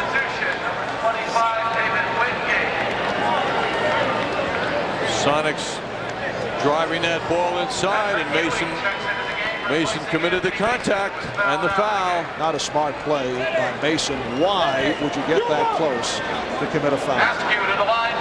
To set up the possible 3-point play. Now, with 6 seconds left, does he miss on purpose? Or does he go for it? I think he'll go for it. It's down to a 2-point lead, and the foul is given by David Wingate with 5 and 8/10 seconds remaining. Now, Seattle does not have any timeouts left, and that's a factor. So Harper to the line. He is 2 for 2 at the free throw line. A 79% free throw shooter. He made the big defensive play that set up the overtime. Now he's in a dramatic position again. And Derek hearing it from the crowd, a good portion of this capacity crowd heading to the exits. And the Knicks now lead 100-97. Looks nervous, doesn't he, Marv? Man who just can't take the pressure. He loves it. 5 and 8/10 seconds to go. Seattle does not have any timeouts remaining. Well, he misses the second, but it eats up some time. Wingate fires it down. They need a 3, and it's picked off by Ward, and that is it. And for the New York Knicks, I would say their biggest win of the season. They had a couple of quality wins earlier at home against Houston and double overtime at home against San Antonio, but to win in Seattle against a team that had won 15 of 16 on their home court. They had won 10 in a row, the best team in the Western Conference. Plus, when you consider the circumstances that the Knicks have not been playing well. Prior to the win over the Clippers the other night, they had lost 7 of the last 11. This is a huge victory for the Knicks as they make it 2 out of 2 on this Western trip with Vancouver coming up tomorrow night.